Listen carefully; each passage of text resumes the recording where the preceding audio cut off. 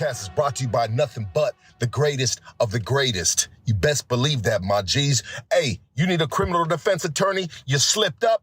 Peep game, we got you. You got our guy, Doug Sherrod. Doug Sherrod is a criminal defense attorney. Big dog shit. Matter of fact, bigger than big dog shit. You can reach him at KingKongLawyer.com. KingKongLawyer.com. He is our criminal defense attorney. He can be your criminal defense attorney. Reach out to him at KingKongLawyer.com. Hoodstocks podcast is also brought to you by looking for some good quality cannabis. I mean, killer quality cannabis. Hit up the folks at Killer Kush. They specialize in bringing you the best quality available from OG to exotic. They got it all, baby. Hit them up at killerkushcali@gmail.com or on IG at killerkush__420 to find a location near you. If you're local to the LA area, you can find them here in the heart of East Los Angeles at East LA Exotics, located at 6009 East Olympic Boulevard. This podcast is also brought to you by Gutter Phenom out of Orange County, baby. Gutter Phenom is a lifestyle brand that is dedicated to supporting and inspiring individuals who are determined to achieve their dreams. Billy, we believe that no matter where you come from or what you've been through, with hard work and dedication, anything is possible. A portion of our proceeds are donated to organizations that provide vocational training for parolees and scholarships for those in need of drug and alcohol treatment. Jesus, who would have thought this is just a t-shirt? This is a clothing brand, okay? Visit gutterphenom.com and use the exclusive code Hoodstocks20 to receive 20% off your order today, baby. Yeah. Casey, is it game time? It's game time. It's game time. Well, shit, dog. Let's get this shit cracking then, baby. Yeah. Welcome to Hoodstocks on a Thursday evening. Feels good. It feels good. Back to back on that ass, baby. Yes, sir. Like, subscribe. All that good shit. Yeah. Goonies only. Let's go.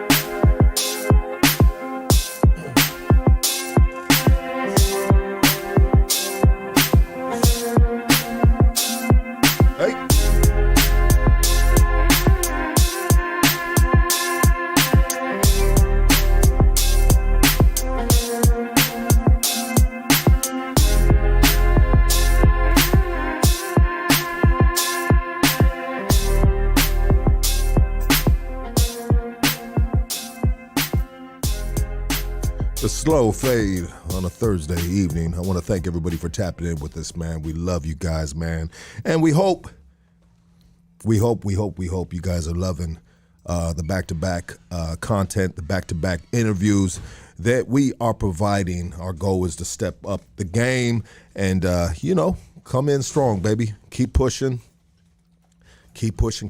That's all we can do in life. Hoodstocks podcast is also brought to you by Dying to See Me, a podcast by Matt Montague. You can go to on YouTube, type in Dying to See Me, and subscribe. Subscribe, all right? Okay, today we got a special guest out of Pomona, California. I want everybody to give it up for Flyboy Inc. What's up, fools? How you doing, my G? What's up, homie? I'm doing good. You doing good? Really good. Really good. That's good, dog. Really good is good. Yeah. Really good is better than good. I feel really good. That's good. Why do you feel so good? Short answer. When you do the right things, you feel good about yourself. 100%. You're making the right moves. You don't have to. You have no worries, really. You're stress free, right? When you're making the right moves. Well, I'm working on that, but Yeah. Nine out of 10, I'm stress free. Well, that's good, bro. 9 out of 10 to be stress free is an amazing number, brother. Yeah. It's an amazing number. You know what I love about my life, bro? And this isn't about my life. Today's about your life, but I want to share this real quick, bro. And this is piggybacking off of what you're saying, bro. When you do right, you're living right. I mean, you're not looking out the blinds. I mean, you're not looking in the rearview mirror as much at all, right? Only for the hooras. You know, but it's just so much of a better life, bro. It's worry-free, stress-free, and that's because you're doing the right thing. You know, and that's what we promote right here. We promote change, we promote hope, we promote living your best life, you know? And if you're not in the greatest position right now, it's okay. If your health is good, you got time to change and level up, baby. You know, to level up, you know? But anyways, we've been talking, and I'm glad that we are finally able to connect and have you come on and share your story. So you're out of Pomona. What side of Pomona are you out of? I'm from the south side Pomona. South side Pomona. Okay, okay. Is that tell us a little bit about your story. Let's just dive right into it, bro. Let's dive right. Let's take it back, baby, to the dirty diapers strolling down Hope Boulevard, dog. The whole gets pretty dirty, homie. But no, if I could take it all the way back, Holmes, I think I would start this story at about 10 years old, homie, when I got put into the LA County foster care system. Okay. You know, I would say that up until that point, I was a good kid, you know, riding bikes, you know, homework, watching cartoons, normal shit. And one day we were out riding our bikes, cops pulled up to my pad, and I'm thinking they're from older brothers because, you know, that was kind of how it was back then.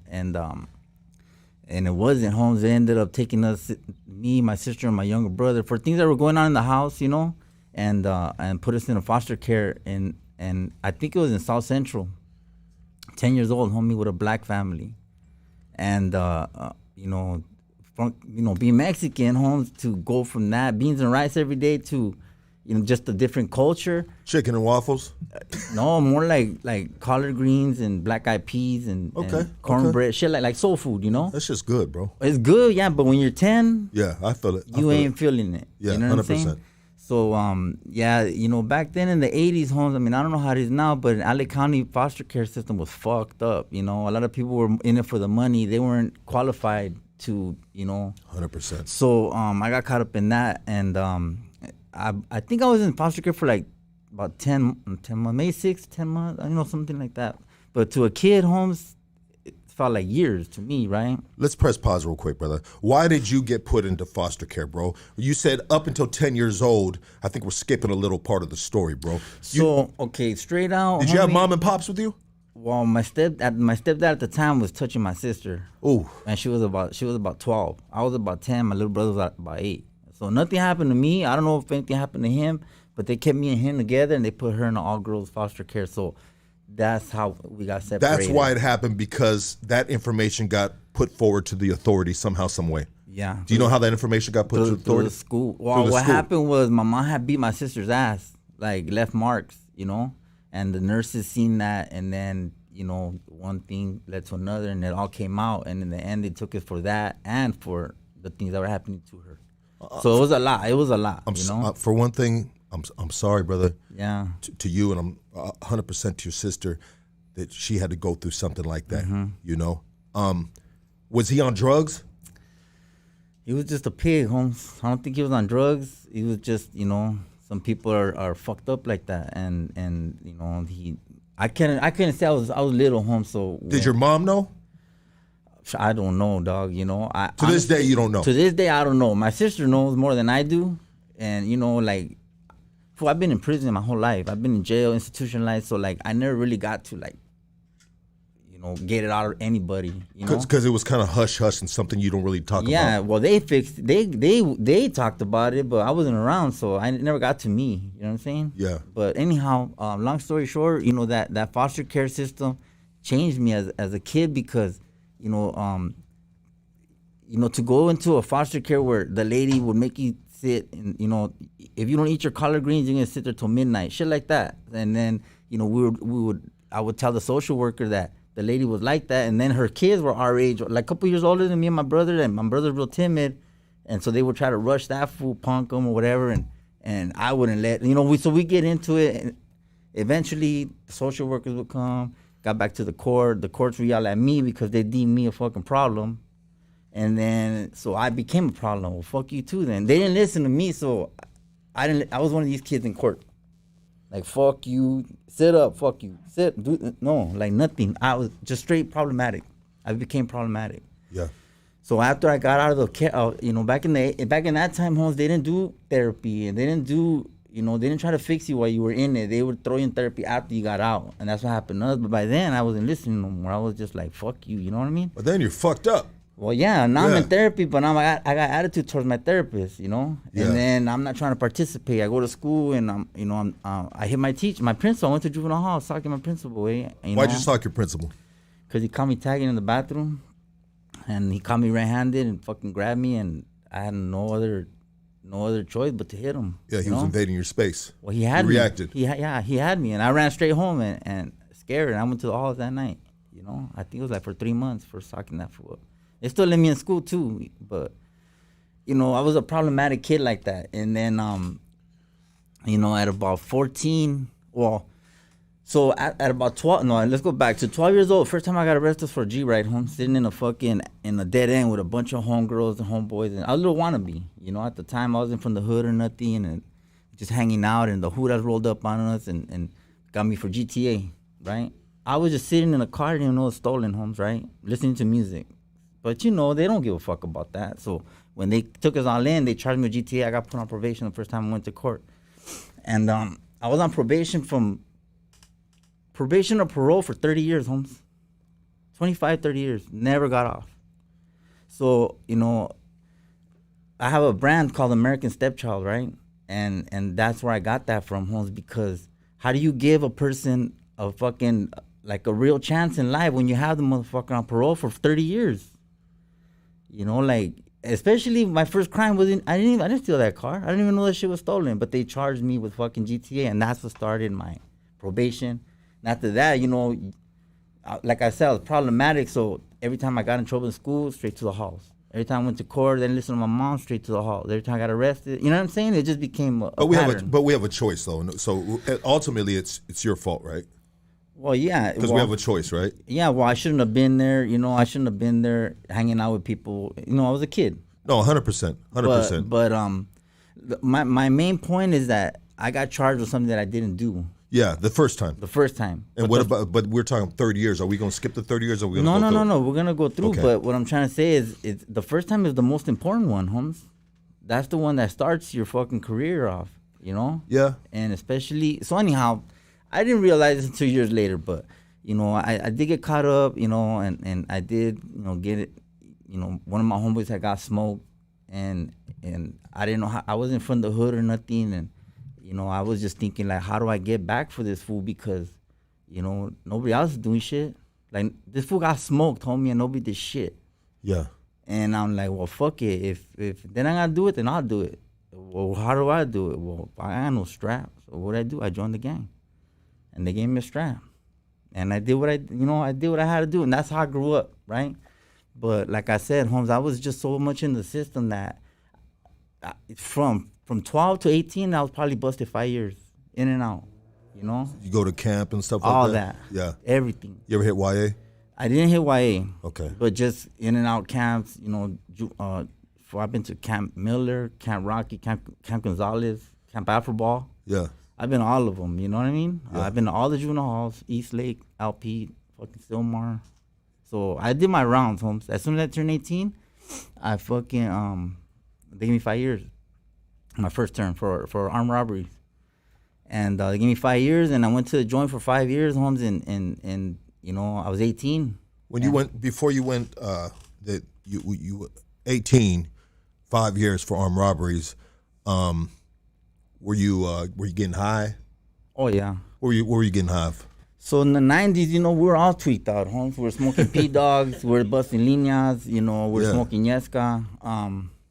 The first time I got high, some girls fucking gave us lines of cocaine, Yeah. And they were like 19, 20, we were like 12, 13, and you cute guy, little cute youngsters, come kick it, and they got us they busted some líneas on us, Holmes, and ever since then it was on and cracking, Yeah, and so that led to, obviously. Homie, I done everything from fucking sniffing paint to I never smoked rock other than Primos, but I've done meth. I used to slam heroin and heroin started in the prison system. You know, as a youngster, I smoked scante, or not smoke. We used to do lines. We didn't smoke it.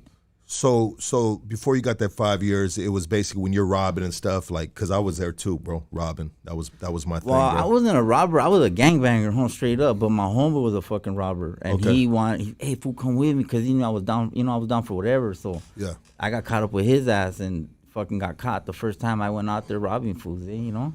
Like that was. And they broke you off 5 years for that one robbery. 5 years, yeah. Wow. 18 to 23. 18 to 23. Where did you go first time in the penitentiary? Where'd you go? First, Centinela. Centinela, huh? Yeah, Centinela, the low 4-yard right there. Yeah. And, we got caught up in a bunch of shit there. And from there, they transferred me out to Lancaster. I finished my term in Lancaster. And I paroled from right there. I got out, Holmes. I got out on parole, stood out fucking 3 years, did really good, got married, had a good job doing aerospace. Aerospace? What's aerospace? Like a machine. Well, it's quality control. We would do parts for like airplanes, earth movers, elevators, the hydraulic systems, right? That's dope. Bro. How'd you get into that? Just some fool that I met.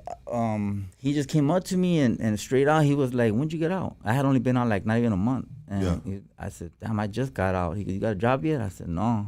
He said, come see me Monday morning. He was like my neighbor. Like my mom knew his mom. Shit. So he came up to me, he goes, come see me Monday morning. I said, cool. So I went down there right here in Laverne. Yeah. At a aerospace company by the Fairplex. And motherfucker told me straight out, like, I'm going to start you under minimum wage, fool.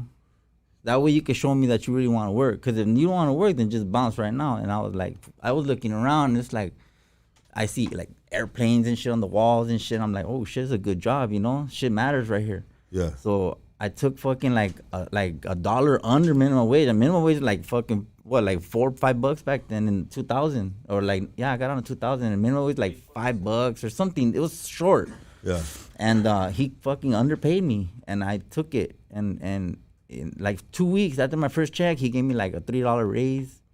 And he's like, I just wanted to see, fool, if you were going to commit to 2 weeks. And the first check, he fucking like, he hooked me up. Ever since then, that dude showed me that he was the first person that actually cared, He didn't care that I was on parole. He didn't care that I had been in prison. He just cared that, like, because his mom knew my mom. So I was going to ask you why. So he cared because he just wanted to see, his neighbor's kid do good, I guess. So at the time you were living with your mom? Yeah, I just got out. You just got out, you lived with your mom? I just got out, 23 years old, Yeah. With my mom, yeah. How was your relationship with your mom during that? My mom's, the most, in my eyes, she's the most perfect woman I know, you know what I mean? She gets it right every time. Even though she didn't get it right with the ex-dude that yeah, she didn't get that one right, but, I don't know the circumstances, so I can't understand it completely, Yeah. But, she got us back. She got you guys back. She worked hard to get you guys back. She did what she needed to do. Yeah. She was at every court. She got rid of that dude. Yeah, that fool went to jail. Yeah. Okay. She pressed charges on him, like everything. Everything 100%, bro. So, but so that's where my life took a turn, right? In the neighborhood. Fool, I was fuck, Holmes, I go to jail. I always get more time. I get years added to my sentence every time, Yeah. Second time I fucking got busted because Ontario PD ran up on me, and fucking back then there was a frisk and search bullshit. You didn't have to commit a crime. They just pull up on you, put your hands on the fucking. Hold on real quick though. I want to get back to so the second time is while you're working at aerospace.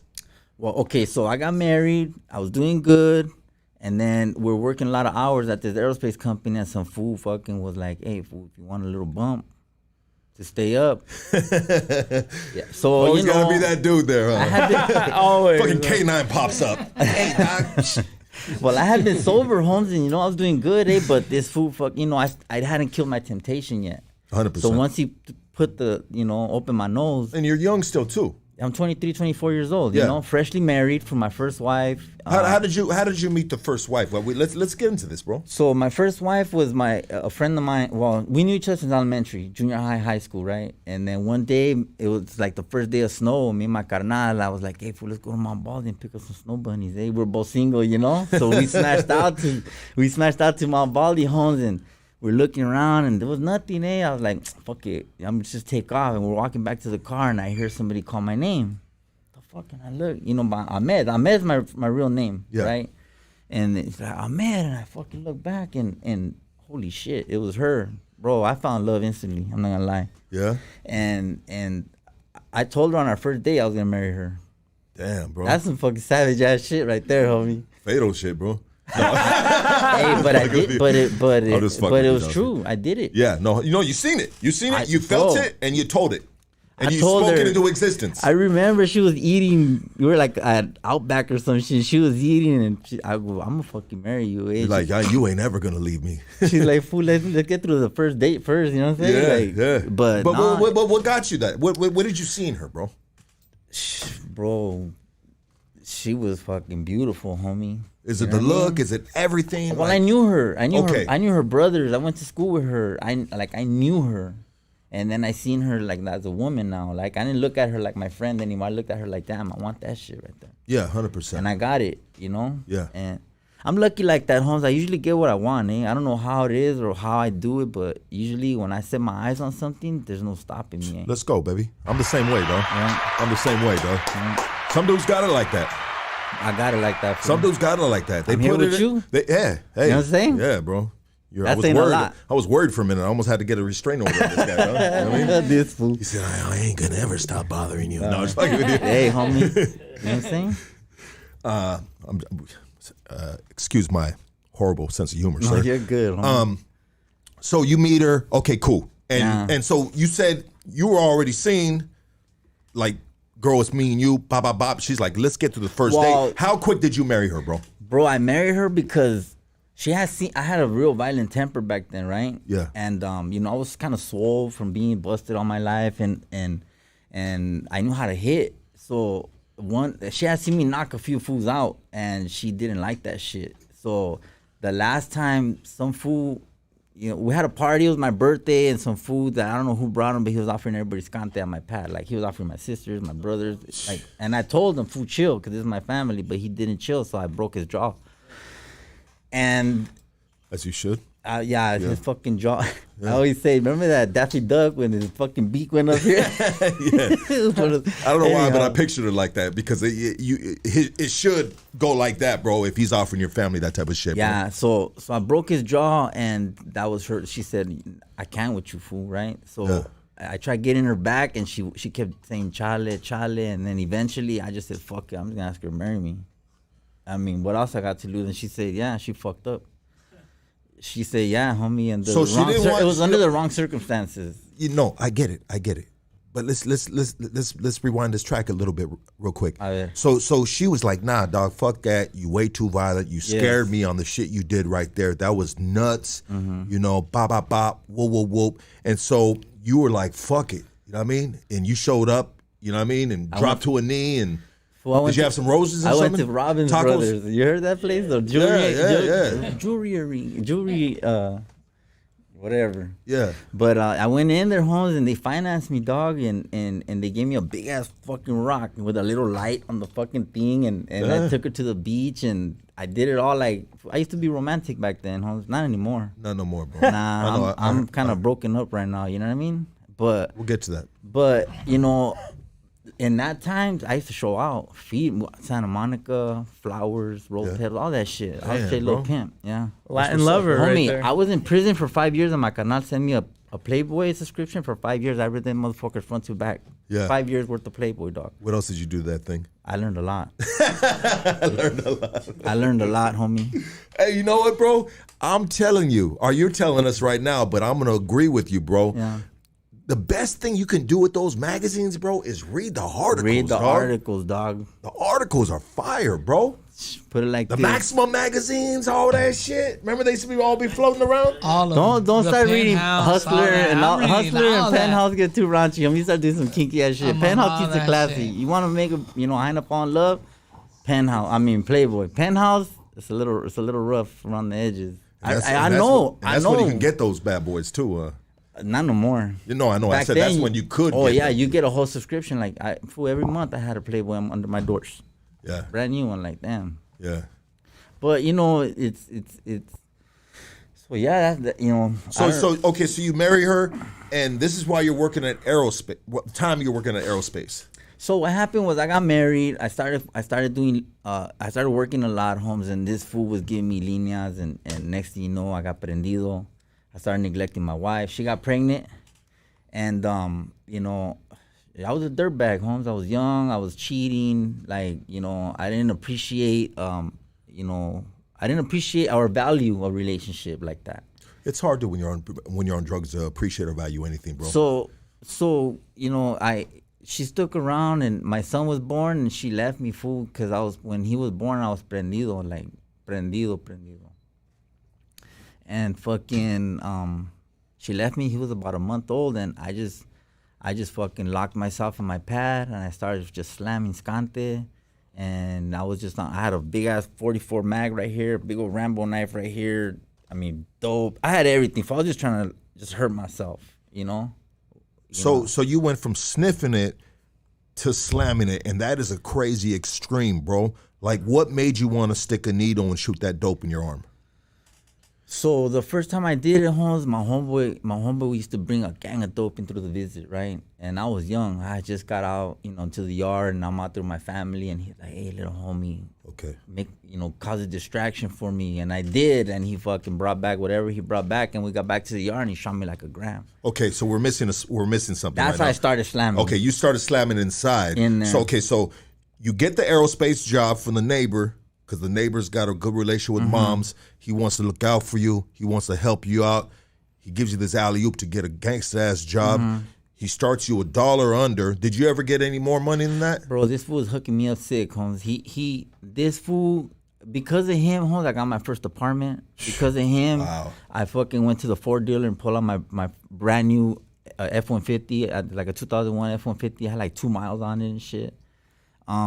He taught me how to become like responsible. He taught me how to have good things, and I had that. And this fool was rich. He lived up in like San Dimas, Laverne, up in the hills up there. White dude, Mexican dude, black dude? Mexican dude. And he was, I think he grew up like in La Puente area, so he had love for me because I'm from Pomona, and whatever. And he was doing really good for himself, and he helped me get married with her. Like when I told him I had proposed to her, and she said yeah, he said, "Fool, I'm gonna take you to Vegas. I pay for everything. I'll get you the rooms. The only thing you just pay for is her dress and her ring. That's it. I got everything else." And he did, Holmes. He took to me get up married. Chapel. He did everything. All I did was buy her dress and her ring, dog. That's it. What's his name? Say his name one time. His name is Victor. He works at a company called Dow Precision Hydraulics in Laverne. Victor Flores. Shout out to Victor Flores. Yeah, that fool, and George Nieto also. Those fools right there really fucking helped the young kid out. You know what I'm saying? That's dope, bro. At the time. Yeah. And so you got the job. But the dude that you're working with, bro. Yeah, he starts getting you strung out on the meth. Yeah. And so what happens from there that you end up back in prison? So, when I get high, Holmes, it's real noticeable. That fool was high for years, and you couldn't even tell, eh? Yeah, some people are functioning drug addicts. Yeah, he looked normal, and he did a lot. And me, I do 2 days, and I'm done, Holmes, Yeah. And so it was very noticeable that I had to quit because, like, fool, they knew. How did they know? What were you doing in there that they knew? You could see it. Like, I'm super sucked up, my movements are... all anxious, and fool, I was high, Holmes. There's no hiding it. Do you have any like embarrassing stories that stick out where you're like, fuck, I know they fucking know, you know what I mean? Like, yeah, one time I fucking got red oil all over myself because we deal with these hydraulic valves, and we're closing and opening. It's real high PSI, and you're not paying attention. You open this and then close that one. That shit. I mean, like. Yeah, it sprays you down. Fucking oil like everywhere, Holmes. And you turn it off, and it's like, fuck. And then they do drug tests and shit like that. Whenever you fucking do shit like that, it's like, hey, fool, you gotta do a drug test. So, I ended up quitting, but I'm a tattoo artist, Holmes. So I'm a hustler. So I have feria. It's just that my mind was not right. My Hina left. Like I said, I was just fucking getting high, fuck work, and then it wasn't long before I was back in the joint. What'd you go back in the joint for? Because the Hudas fucking rolled up on me one time. I was standing in front of the pad. The Ontario PD fucking pulled up, and come here. You look like somebody we're looking for. You remember they used to say that shit. You look like a, what do they call it? Yeah. So they, I'm like, fuck you. I'm in my yard, and you're gonna come. No, I'm not. Yeah, you are. And one of these, and we're fighting, and I hit them, and they fucked me up, and I caught a staff assault. Assault on a Huda. Okay. And he gave me 3 years for that. Back then there was Romero. I don't know if you know what a Romero Act is. It's when they strike your strikes, right? Okay. Basically, they strike you, but it's like sweeping it under the rug because it's not really considered like a violent, it's violent, but not like violent. So they gave me another strike, but Romero gave me 3 years, right? And then I did those 3 years in Ironwood. But at that time, I was a fucked up term, Holmes, because I was stressed out. My high night left me. She wasn't riding me. She ended up being one of my homeboys, from what I understand, from the hood. So you were stressing out in the yard hard. Fool, I'm tripping. How are you tripping on the yard? I had no contact. So when you don't have contact with somebody, and especially if you left a big ass mess out there, your mind just fucking goes, Holmes, because you got no get back. It's just you telling yourself. You don't hear the other person's side of the story. So I was just driving myself crazy, and then I would hear little things about what was going on in the streets, and I was like, I only got 3 years. I'll handle this shit when I come home. I'm not tripping, But you were still stressed out in there, though. You didn't have control of yourself to say, hey, I had control of myself as far as like exercising and yeah, I was still getting high, So that's the part of the reason why you were tripping so hard. I was still a drug addict. I hadn't sobered up. I hadn't gotten a control on that yet. Okay, because you came in high, and then as soon as you hit maybe the county and the state, you continued getting high or finding a way to get high. No, well, not in the county and not in reception, but because there's not really nothing in there. But after you get to the yard, then yeah, that's where everything's at, and yeah, and fool, I'm a tattoo artist. Everybody knows me, dog. Yeah, like I said, I grew up in this motherfucker since I was 12 years old. Yeah. So when I pull up to the yard, it's not like, hey, Holmes, where you from? It's like, what's up, fucking Fly? I haven't seen you since 92, or I haven't seen you since 2001, or how you doing, homie, or boo, Yeah. So that's the reactions I get every time I get busted. I don't get the like, who's this fool? Everybody knows me already, even out here, and so I got out finally after 3 years. I got out of Ironwood, right? I think that was the only term that I had never got in trouble. Those little 3 years. Yeah. That was the first time that I actually, cause like I said, my mind was on some other shit, and I just needed to fix it. Like that was my goal. I needed to get the fuck out of here so I could fix my shit. But this is the term that you started slamming meth, though. No, I started slamming my first term, fool. 19 years old. Term. Oh, yeah. Okay. Like I said, my homeboy had shot me a gram before helping him out, and this fool I did it the first night.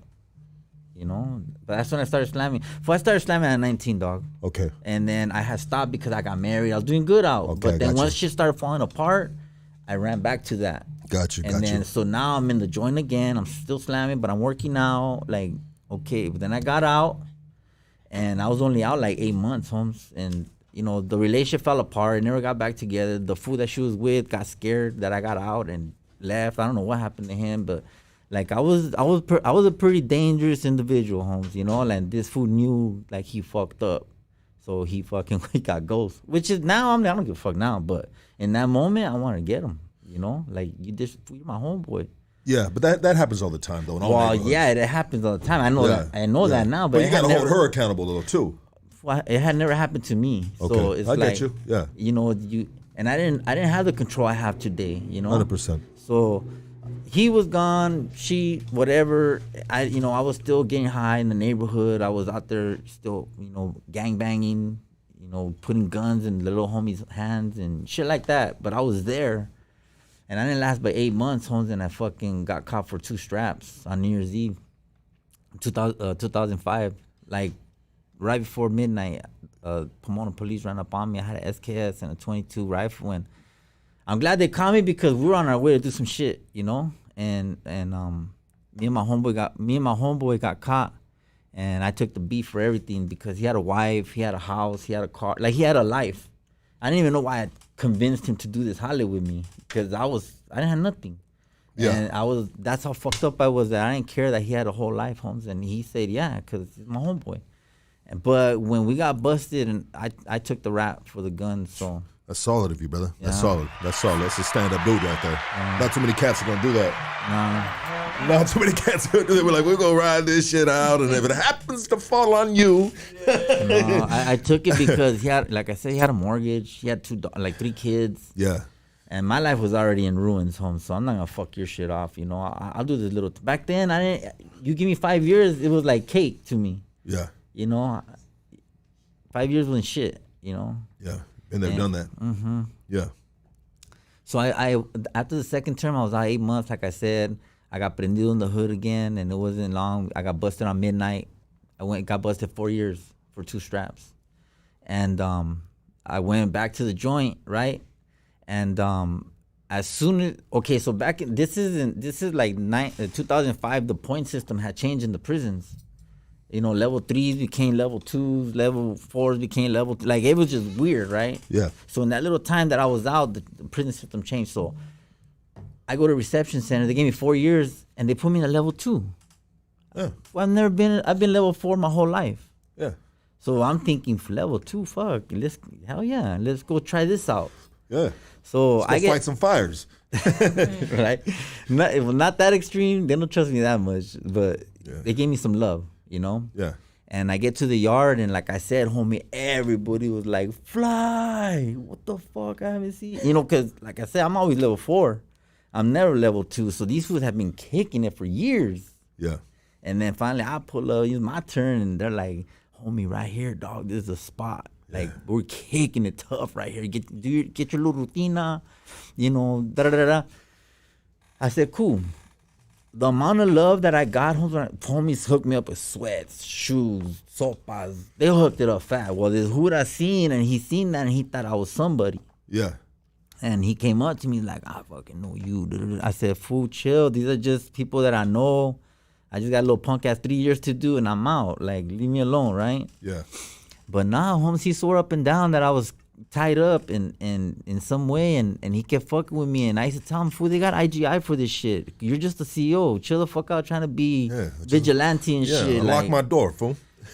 So anyhow, this is the type of hood that I come home from the yard, Holmes, and my fucking bed would be upside down, Spencer. And my sopas would be all over the floor. Shit like that, Holmes. And I'll be like this, fool. So I'll tell him, I go, look, dog, straight up, I'm going through some fucked up shit right now. Like my kid, I'm going through a divorce. I got these years to do. Like, just leave me alone. You're please. Pleading with him to leave you the fuck alone. I'm begging him to leave me alone. You're sharing personal shit with him. Like, I'm about to pop with this fool. Yeah. So Holmes, he didn't stop, and I fucked.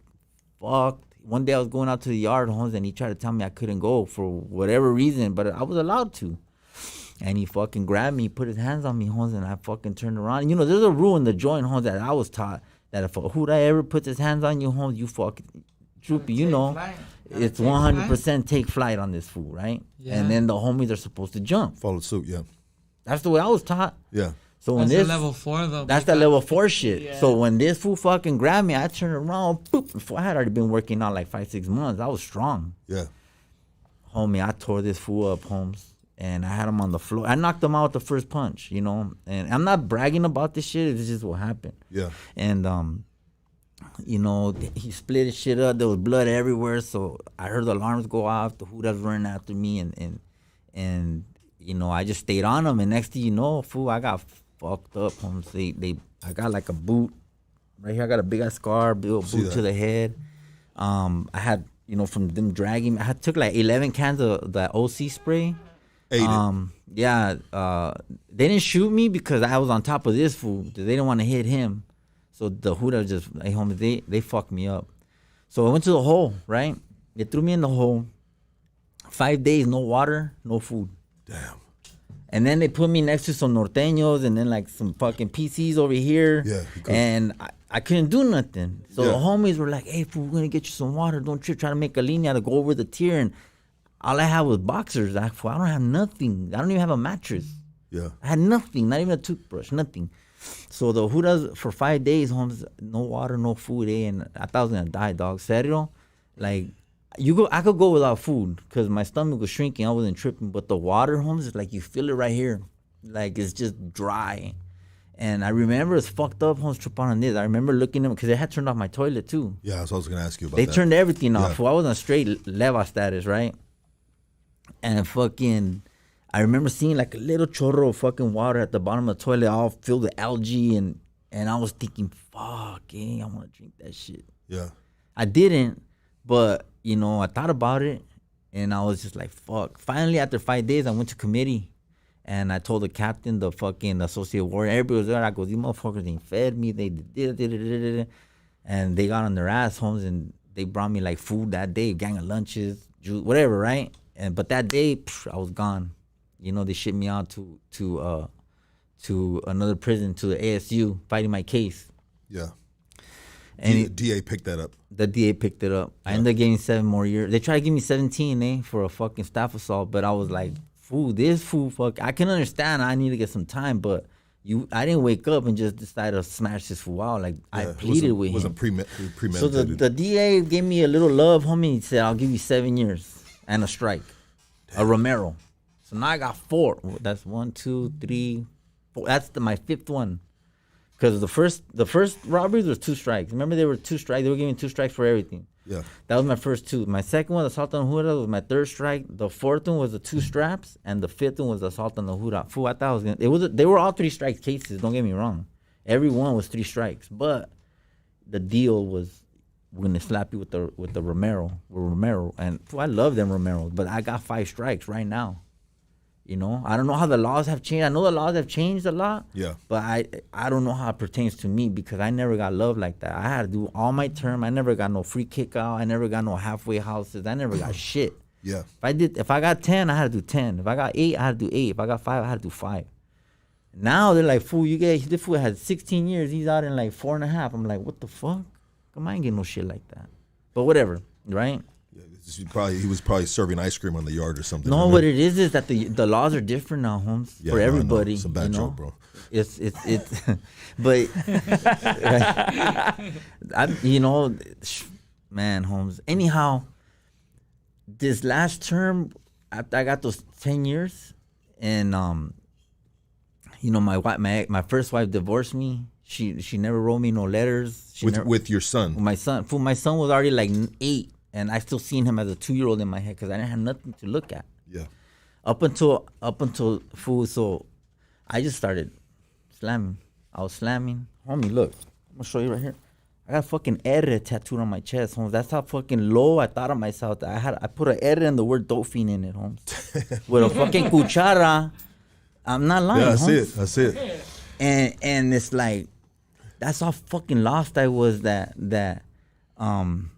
back then they were giving a lot of morphines on the yard. They were giving Norcos on the yard. The MTAs, the doctors. Yeah.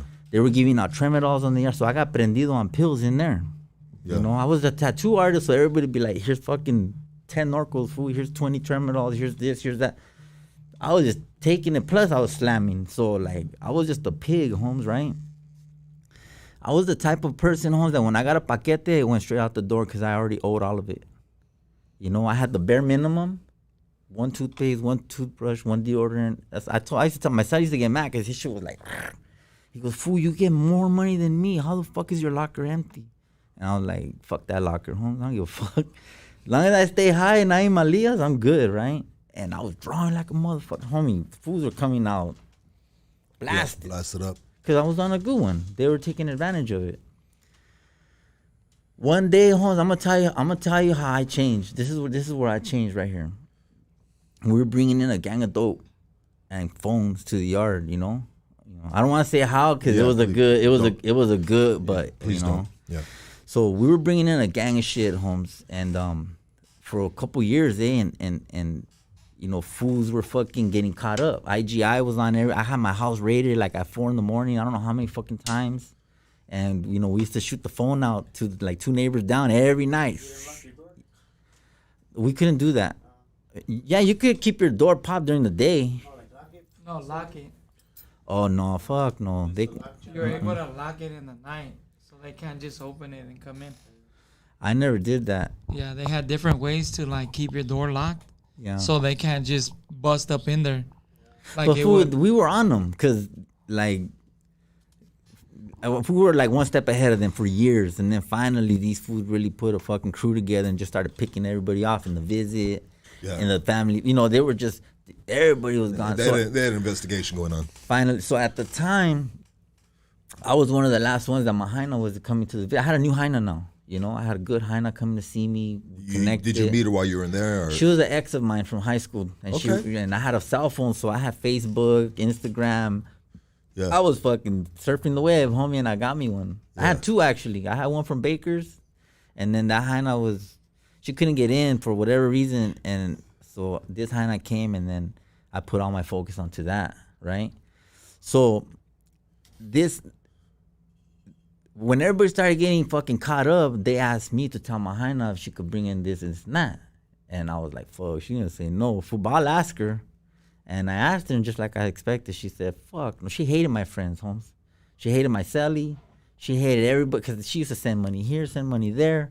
And she just hated everything about it, right?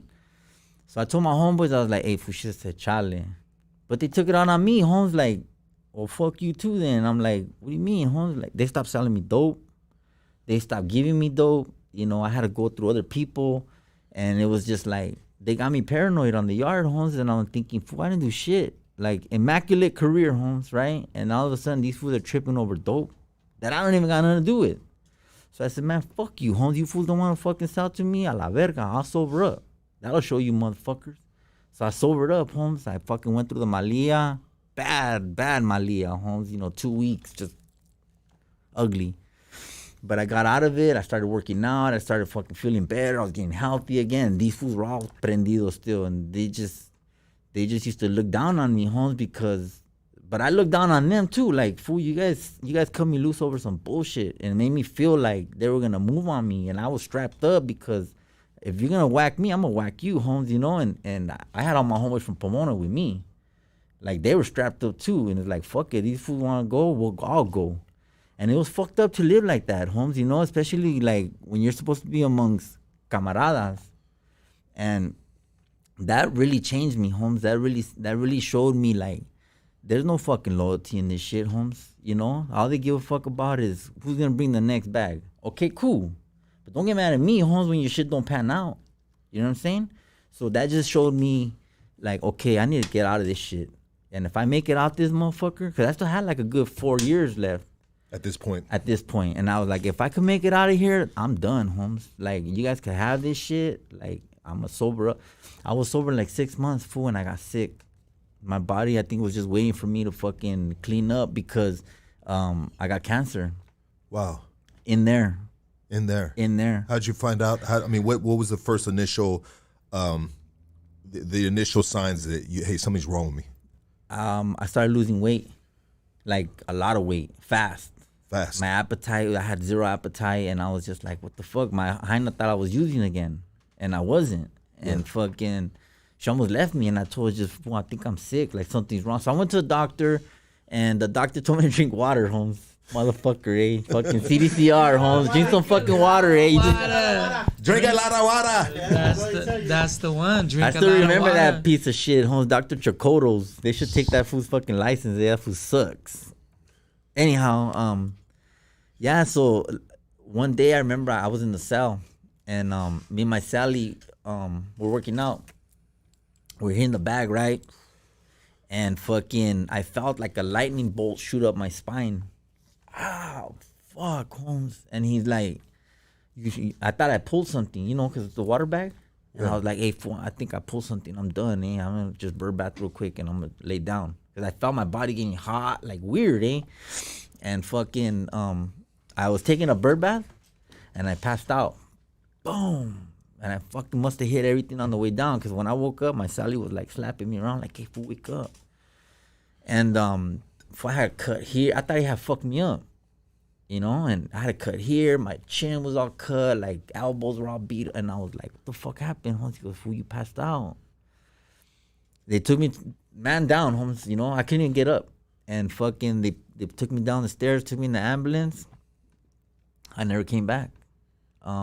Straight to the infirmary. They put me in the infirmary. They checked my vitals, and shit was fucking haywire, right? My oxygen levels, my O2, whatever. Vitals were through the roof. Yeah. So these fools were like, we had to admit him, Holmes. He needs to go to the hospital. Something's wrong, eh? So they put me in the infirmary. They rolled all my shit up, and fucking, they transferred me out to the hospital out in San Diego.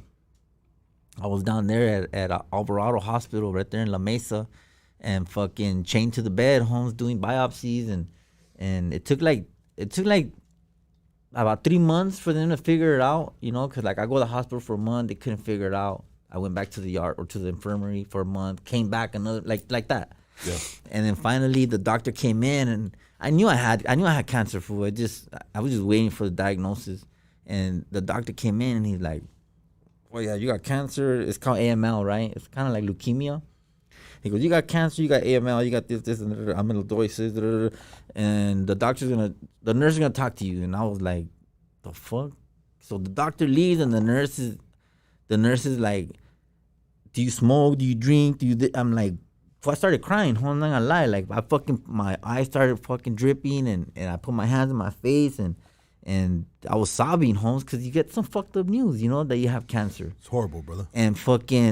And I told her, like, "Bitch, can you fucking, like, give me a minute? Like, ask me if I'm smoking or doing drugs. Like, chill the fuck out, So she left. She came back later and answered her questions. But they ended up doing all these biopsies on me, and I got treated in their homes. The thing is that I had cancer in my bone marrow, right? And bone marrow is produced in your spine, Holmes. I don't know if you know, but that's where bone marrow comes from. At least that's what they told me, right? And my shit was all infected, and my spine was breaking on itself. Wow. I lost 6 inches in height, Holmes. In 1 year. I was 5'11", dog. I'm like 5'5" and a half, maybe on a good day. And nobody knows that about me, Holmes. At the time or now? Now I'm 5'5". Wow. At that time I was 5'11", dog. Wow. Almost 6 foot. Like, if you look at my arms and my legs, they're long. But you look at my torso, it's fucking, Wow. And so I was paralyzed, because a sneeze, bro. One time I sneezed and 2 of my vertebrae fucking broke. A sneeze, dog. Because your body convulses, when you sneeze. And I wasn't paralyzed like I couldn't move my feet. I was paralyzed that I couldn't move. Like, everything's tied into your spine. So for me to fucking go like this, I would have to be like, ooh, like shit like that. Wow. It was, I wanted to die, Holmes. I was like, fuck God, straight up. I was like, I lost my religion. I lost my faith. I was just like, how you gonna leave? It's like just a potato right there, dog. It's useless. And they were pumping me up with Dilaudid, morphine, Norco, and I was sober, but now I'm high on this shit but I needed it because I was like, when they would tell me of pain, I would say like 12, 13 with tears coming out my eyes because I couldn't control it. So anyhow, they fucking gave me some good ass care, Holmes. I gotta give it up. They fucking cured me, Holmes. I did chemotherapy. I didn't do radiation. I did chemo. I did a bone marrow transplant, stem cell transplant. I was in the hospital for I don't know how long, dog. And I remember feeling sorry for myself at first, crying, thinking, fuck, I had like 4 years left. I don't want to die, Holmes. Like my kid, I hadn't even seen him since he was 2 or whatever. It was just like, I fought, Holmes. I fought, it was fucked up, but it's fucked up because when you have cancer in the hospital, Holmes, you don't get no visits, no kisses, no teddy bears, no flowers, no cards, no phone calls, no nothing. You're like stuck in a fucking bed, chained, watching fucking Kardashians or reruns of Scarface and shit. Who did you have in regards to a support system? Was mom still on the team? I mean, who did you have contact with? My ex-wife, the second one that I had, we had got married.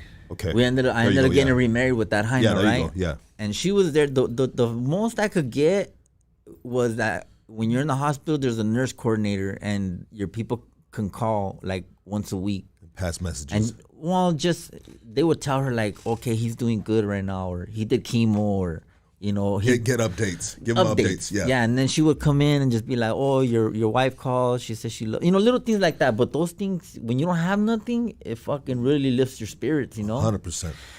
So I ended up. Today I'm 10 years in remission, Holmes. This is in 2013. I ended up beating it. It did fuck up my back though, because I told you I lost all that. And a bone, it calcifies even when it's broken. It calcifies however it is. So my vertebrae were supposed to be like this, but some of them look like bow ties, but they're calcified now. So, I paroled from there, and fucking they sent me home with like 90 morphines, 120 Norcos, and like a whole bottle of Tramadols. You paroled from the hospital or the infirmary? From the yard. The yard. Yeah, I went back. They put me in a medical yard here in Donovan. Gotcha. Everybody was sick. Wheelchairs. Yeah. I was like in the old man central. How was it doing a time in a facility like that or a yard like that? I had never been like that, Holmes. I had never been in a place where everybody's fucked up, And then you learn to look at shit for what it really is. Like, it's no longer, black versus Mexican or whites versus this or that. Everybody's fucked up. It's life versus death. It's life versus death, Yeah. And I'm not trying to get hit because my back is fucked up. I know you ain't trying to get hit because you got kidney cancer or you're like, everybody got something. Yeah. So like basically all of those politics and everything go out the window because everyone's like going through something, right? There's really in a medical yard, there's really no politics. Yeah. And that was the first time I had ever experienced some shit like that. Yeah. And I was like, okay, fuck, this is a trip, Like, you start thinking for yourself now. And at that time, I started thinking like, fuck, nobody's here for me, Holmes. Like, my homeboys ain't here for me. My even some family, the only ones that are here for me, those are the ones you remember. So, something you told me when you called me the other day stuck with me, Holmes. And you said, when people ain't there for you, especially like your neighborhood, right? If your neighborhood ain't there for you, Holmes, while you need them the most, especially if, like, I was a little active ass fool, and my homeboys will contest to that. Sure hurts. And like you told me, as a kid, we accept that shit. But as a man, that shit don't fly, Holmes. Not no more. Not no more. I'm fucking 40. I'm 46 years old, homie. And you ain't did a motherfucker. I ain't never even got a postcard from you, dog. Yeah. Cool. Like, I love my hood. I got that shit blasted across my chest, Holmes, right? But even you said it, Holmes, they drew a line in the sand. Yeah. They put me on one side and they stayed on the other. And I was just like, all right, cool. So when I got out, everybody was like, fly. Tap me up. You work at a shop. Yeah, let's do it. And I was like, yeah, I'll tax you up, fool, but you got to pay. Yeah, 100%. I'll give you a break because you're my homeboy, but... You started giving them package lists and store lists. He said, my boy, you're back. What up? Hey, homie, I missed you, dog. I wasn't even out a week, and I was getting messages on Facebook. And I'm like, fool you motherfuckers. This Facebook has been on here for years because I had a Facebook in there. Yeah. And you could have got in contact with me a long time my ago. address has been on there. They've been my friends on there. And nobody did shit. So it's cool. Like, I'm not bitter about it, but I just know where I stand. 100%. That's all. Yeah. Yeah, absolutely. I'm from Pomona. I rep that shit to the day I die, homie. But don't call me if you get into problems, homie. Yeah. Because when I had problems, you motherfuckers weren't there. Yeah, when I was lying on my deathbed, fighting cancer. Couldn't move.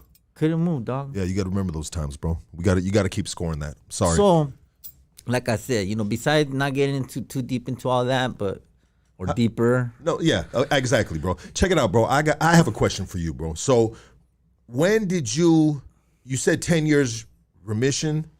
When were you like, before you paroled, bro? Were they able to cure the cancer within those 4 years? So within 2 years, I was cancer free. Wow. It took 2 years of chemo and, the transplants that I did. And the only thing is that they told me it'll more than likely come back. Yeah. They said it could be 5 years, it could be 20 years, it could be 30, but that cancer does that or whatever. So I've been 10 years right now, and I'm not gonna lie, Holmes, it's scary to know, because I have goals, dog. I have plans, and I don't let that shit stop me. But it kind of puts a little fucking speed bump in the road. Like, damn, I hope I don't have to. Every time I fucking catch a cold or I start losing weight, I start thinking, fuck, is this it again? Cancer, yeah. And it's like, fool, it's scary, Holmes. But okay, whatever. They sent me home, homie, with all these pills, and I got married, homie. I bought a house. You know, I've been out 10 years almost. So, you know, when I got out, I was married. I had a good hyena. She helped me fucking get on the ball. We had we owned 2 houses already, right? So I know it's possible. I know what the good life feels like, right? But the thing was, I was still taking fucking medication because my doctor was giving me morphines and Norcos. How were you able to get these houses getting out? Well, I'm a tattoo artist, dog. I'm a hustler. I make money. I'm not broke. And my hyena had good job, and we did. And this is her credit. I built her credit. Yeah, exactly. Because, you know, a lot of motherfuckers come, especially, I did 18 years in prison, dog, as an adult. Yeah. And the first term was 5, then 3, and the last one was 10, right? And the last one, I came out a different person. Like I said, I had cancer. I seen shit. Like, I was in the yard with none of that was going on. So I came home ready, like sober. I wasn't slammed in years. And I got out doing really well, Holmes. You know, I had a control on it for years, dog. I'm a grandpa now. I own, like I said, we bought and sold a house. We owned another one right here in Pomona Valley. And then, but the thing is that the Norcos and the morphine weren't doing nothing to me no more. That I was getting through my doctor. Yeah. So I got stuck on. Somebody introduced me to fentanyl. Hey, Holmes, I was taking 14 fentanyl pills a day. 14. 3 in the morning to wake up, 3 in the afternoon, 3 to go to sleep, and 1 for the morning, dog. M30s, the blue ones. And I know motherfuckers that died off one. But like I said, I was a pig, Holmes. I don't have that edited tatted on me for no reason, right? So I was popping them, and it got to the point where my homeboy at a tattoo shop I used to work in Colton, my homeboy Louie, he's like, look, fool, whatever the fuck you're on is starting to show. And I had been on it for years, homie. I'm surprised it took him that long to realize. But I was nodding out while I was tatting. The tattoos were coming out sick as fuck. But the fact of the matter was, people were noticing that I was doing that shit. They said the homie's sleeping while he's tatting on me. So he pulled me to the back and he goes, look, fool, I love you, homie, and you're doing so good for yourself. You got a wife, you're a grandpa, you got a house, you got this, you got nice cars. But you're gonna lose it, Fly. I'm telling you, Holmes, get off that shit. And I said, all right, yeah. Bro, I didn't get off, Holmes. I just didn't do as much, so he couldn't tell. And then eventually, about 6 months later, it got back to that point again where I was nodding out at work. And he came up to me, like, hey, fool, like, straight up, Holmes, I love you, dog, but either you go to rehab or you gotta go. Like, talk to your wife. If you need help, I'll help you. Like, whatever we gotta do, but you gotta clean up, fool, or else I can't have you here. So me, at my pad, I had built my patio. I had enclosed it, kind of looked like this. So I was like, shit, I got my own little shop at my pad right now. And I did it there. And it was EDD time, PPP time. I had clients coming in and out my motherfucking door. I was doing good, Holmes, right? My hyena bought that bitch a fucking Louis Vuitton bag, Gucci bag. Like, I was doing good, Holmes. But it got to the point where even she fell out of love with me, you know? I'm not gonna lie, I'm gonna be straight out with you, Holmes. For you fools that are on fentanyl, you don't wanna fuck.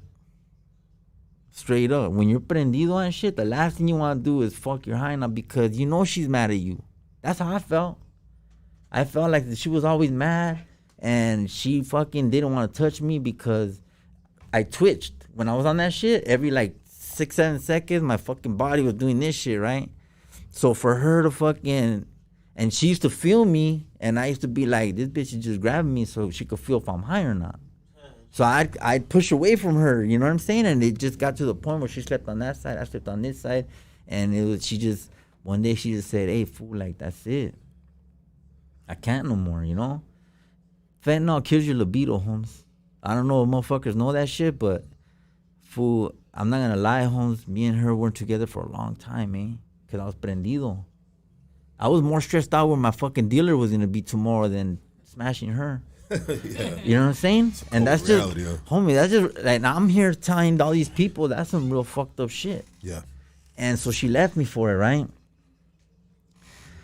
And the day she told me she wanted a divorce, I was like, fuck, you know. I understood it. So I left. I grabbed a few things, jumped on my Harley, and I took off, right? And fucking, I was thinking, hey, Holmes, I gotta clean up because if I don't, I'm gonna end up back in prison. Especially with nobody holding me back now. Like, so that day, the day she left me, Holmes, I went into withdrawal. I went to my brother's pad, and fucking, I told May, I need to crash right here for a few weeks. And I went into full fentanyl withdrawal, Holmes. Cold turkey. Bro, that was the hardest fucking thing. I thought about suicide, you know. I was looking, because I had blocked my dealers. I had fucking deleted numbers. So I'm trying to go through YouTube, trying to figure out how to fucking find deleted numbers and contacts. And I was trying to find them. And you know what? You want to know why I really stopped? Honestly, because the hyena that I was buying the fentanyl from, she was signing to me for $11 each, right? And she had burned her dealer, and her dealer called me and says, hey, fool, I've been signing to her for $3. So you might as well get them from me. Fool, I wanted to kill this bitch. Because I'm thinking over 3 years, how much fucking money I got. Like, I was supporting this bitch's lifestyle. When I said I wanted to kill her, Holmes, literally. Like, I wanted to run this bitch down, Holmes, you know, and I just said, fuck this, Holmes, I'm going to go to NA. Allegedly. Whatever. You didn't want to kill her, though. No, but I'm just saying, like, that's how I felt. Sorry, that's how we felt, yeah. That's how I felt. I didn't act on it, but, you know, I felt it, you know, and it's like, I went to NA. The next day I woke up and fucking, I went to NA, and I sat there and they were like, who's this fool, you know? And they were like, you know, tell your name. So as soon as I even said my name, Holmes, I was fucking bawling. And I cried for like 10 minutes. I couldn't stop. And then they were just kind of rallied around me and hugged me. And they were like, don't trip, fool, just let it out. And I let it out. And then they told me to come back that same night. And I went back. And then they said, come back again tomorrow. Fool, I went to NA twice a day for 3 months. 3 fucking months, Hans. I've been clean 16 months now. 16 months? I've been clean 16 months, dog. A lot of cats don't have it in them to do that. Yeah, congratulations, brother. Thank you, homie. Congratulations, bro. So you know,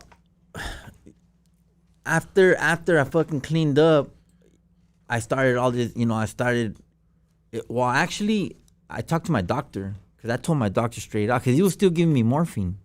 So I said, hey, doc, like, I had stopped the fentanyl, but I was still taking my morphine, right? And that kind of helped me with the malia. But my doctor, he said, look, we're going to take you off. I could take you off in like 5 months. I said, fuck that. I want to do this shit in 2. I need it. I'm headstrong right now. Bro, I was telling him how much to take away from me. So I was taking 330s a day. I said, cut all of them down to 15. Take the middle one and replace it with a codeine. Fuck it, okay. He did that for a month. The next month, I said, take another one and replace the third one with a codeine. And next thing you know, I took all the morphine away. I just started doing 3 codeines, and then one went away. Eventually, I was taking nothing. And that's how he did me, because he winged me off. You know, it's not easy to just go. I already did cold turkey on fentanyl, homie. That shit hurt. So he helped me with and then I got anxiety real bad, because, you know, when you've been on opioids for a long time, your receptors and at the cellular level, shit's fucked up. You know, your anxiety, you react different to shit. You sweat at night. Like, this takes about a good 6-7 months for your body to really, you know, flush it out. So today, Holmes, like, everything's good now. My anxiety's good. Like, I don't have to take no medicine. You know, I've been clean 16 months, dog. So one day I got COVID, right? And fucking, I couldn't go to work for like 2 weeks.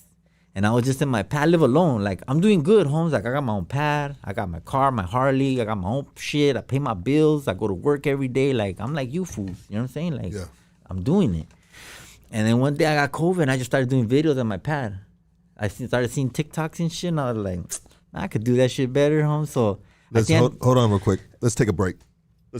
And we'll be right back with Flyboy Inc.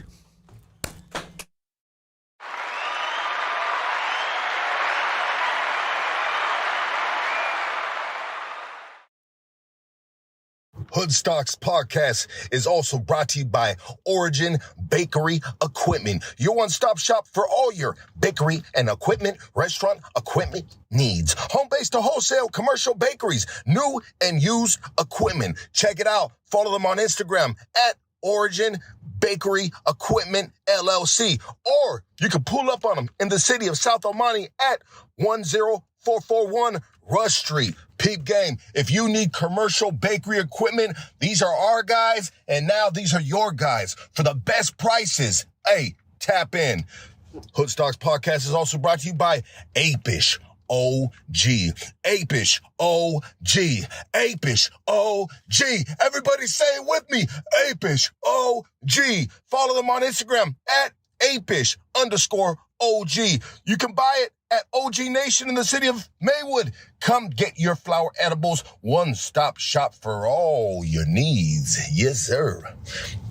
Hoodstocks podcast is brought to you by Lux Tattoos. No, it's not me. It's Lux. Lux Tattoos. I don't tattoo, but Lux Tattoos. Follow them on Instagram at Lux, LUXX_tattoos_. Hey, a lot of these cats have gone Hollywood. They were raised in a holy, beautiful home, structured with all the beautiful things. Man, tattoos originates from the streets, so make sure you get tattooed from somebody that's from the streets. Lux Tattoos. Love you guys. We out.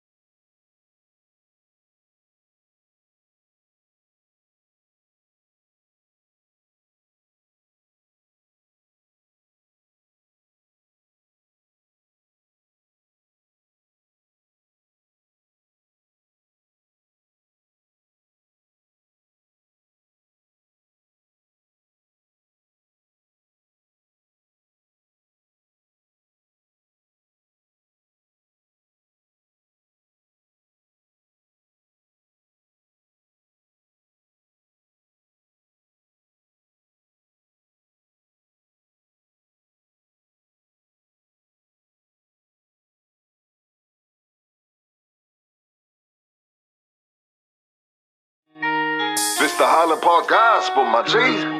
Blessings, power, respect. Tell you this for the last time. Enough of the drama. I ain't playing these games.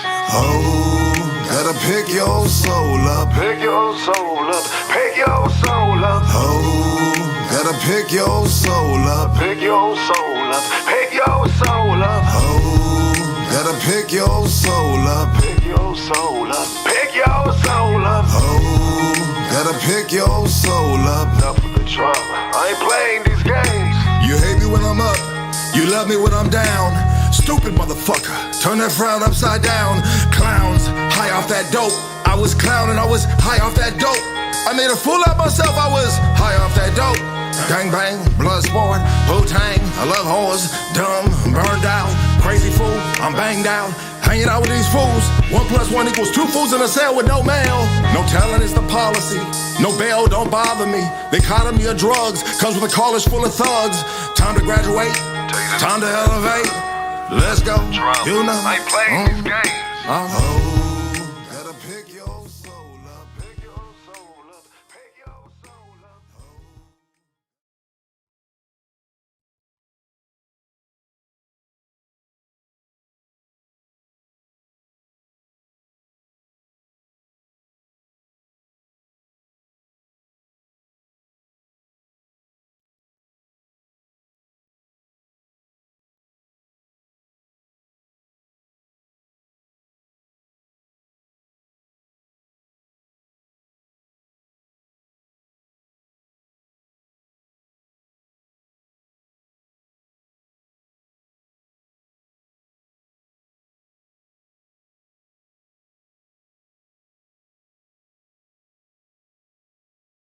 All right. Let's go. Let's get back into this, baby.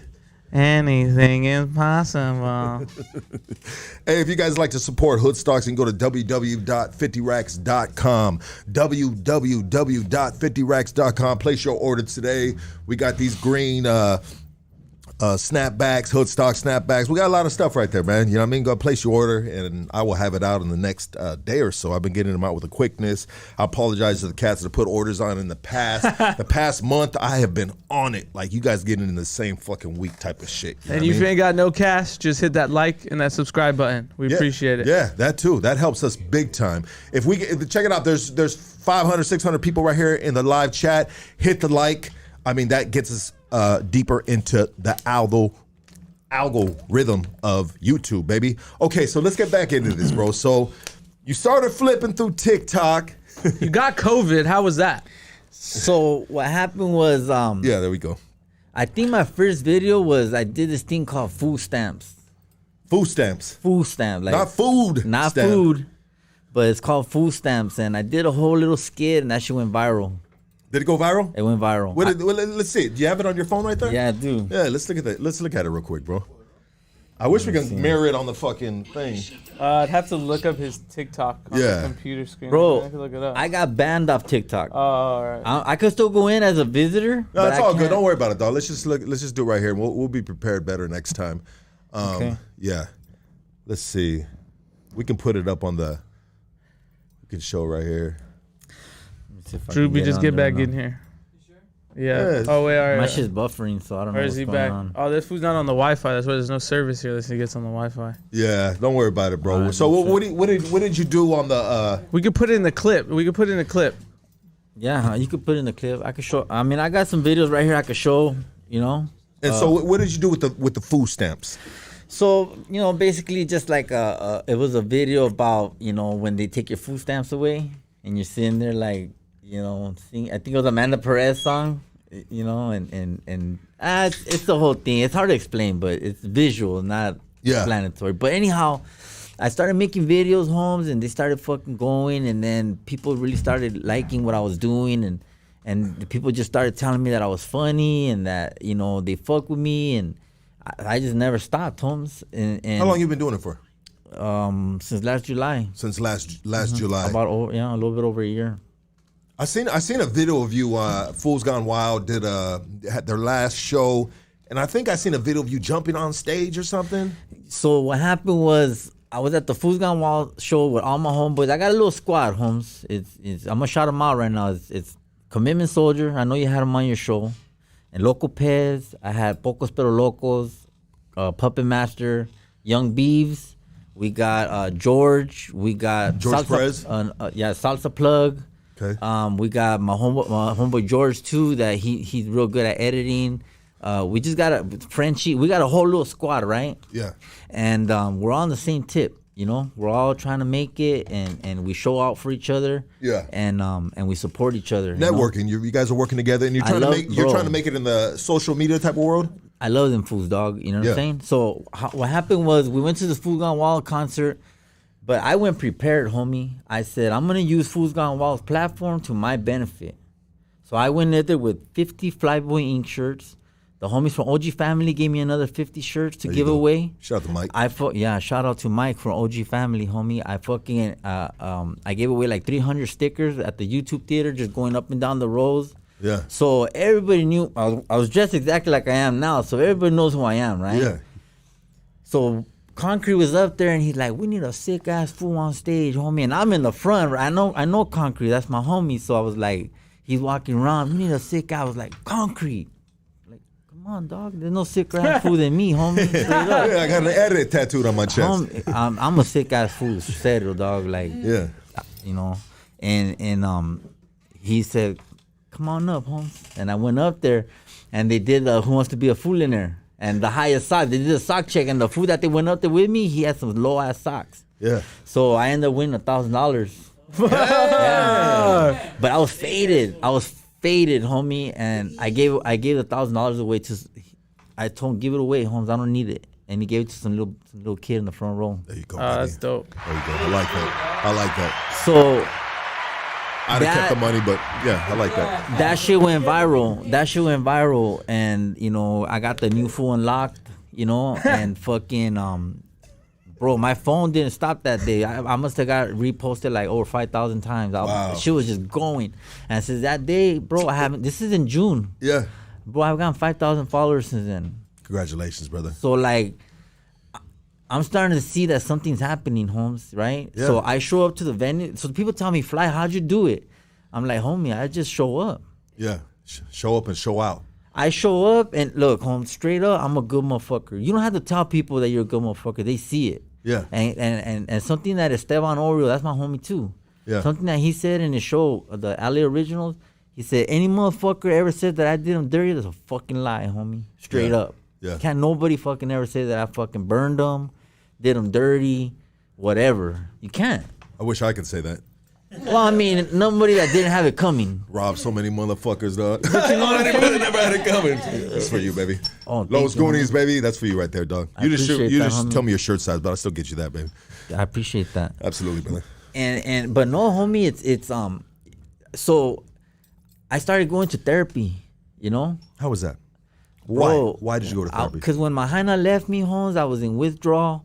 I needed I was sleeping on my brother's couch. I crashed my truck. I had a fucking, you know, those 2001 Silverados? Yeah. Bro, I had that shit lowered, black, painted, clean as fuck. Coming home from the Pomona Fair, I crashed that motherfucker a block from my house, ran into a fucking pole, eh? Totaled it. Complete total my truck. So now I just got a Harley. I'm going through divorce, all this shit, blah, blah, blah. Finally, I just said, I need therapy, Holmes. And I started going to therapy, and my therapist taught me how to fucking control my anger. She taught me how to fucking set goals for myself. She taught me how to analyze situations, act accordingly, not impulsively. And she taught me about releasing trauma. She's taking me up to like she took me up to Etowanda Preserve, and we did this thing called brain spotting, where she gets like a wand, and she kind of like finds little, I guess your body like just twitching when you're falling. It's some crazy shit, but once she finally finds that little point, she was asking me questions about my childhood. Like, she would say, like, in one word, like, close your eyes, and in one word, tell me how you describe your childhood in the foster care. So it doesn't have to be, like, the first word that came to your mind. It just, like, think about it. Think about your answer. So when you sit there and you go back to that time in your head, and you really try to use just one word to fucking describe the situation you felt in that's very powerful, Holmes, right? Wow. And I didn't know at first. I used to walk around with a ball in my stomach, just like the stress, you know, because in my throat, I had a lump in my throat because I was going through a divorce. Like I was withdraw, like everything, right? Yeah. Homie, after like about a month or so after she did that, because we did it a couple of times. We did one up in Mount Rubidoux, but it has to be like a place where it's peaceful. Yeah. And she did it to me again. It's just like, it's not hypnotizing, it's just releasing your trauma in one word at a time.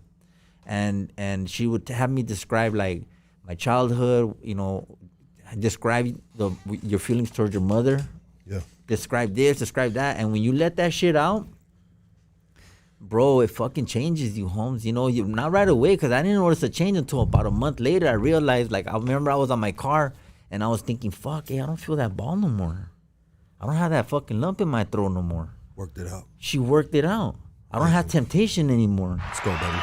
Like, I actually have therapy lined up for me right now, and I've been putting off the therapy sessions because my psychiatrist, I see a psychiatrist. Yeah. I'll be straight up, dog. I mean, my psychiatrist says that I need to go to therapy. She's like, you haven't been to therapy? What the fuck? Yeah. And then I got these therapy bros calling me up. Like, well, like, I want to take you to the mountains. I'm like, well, send me a picture of yourself first, bitch.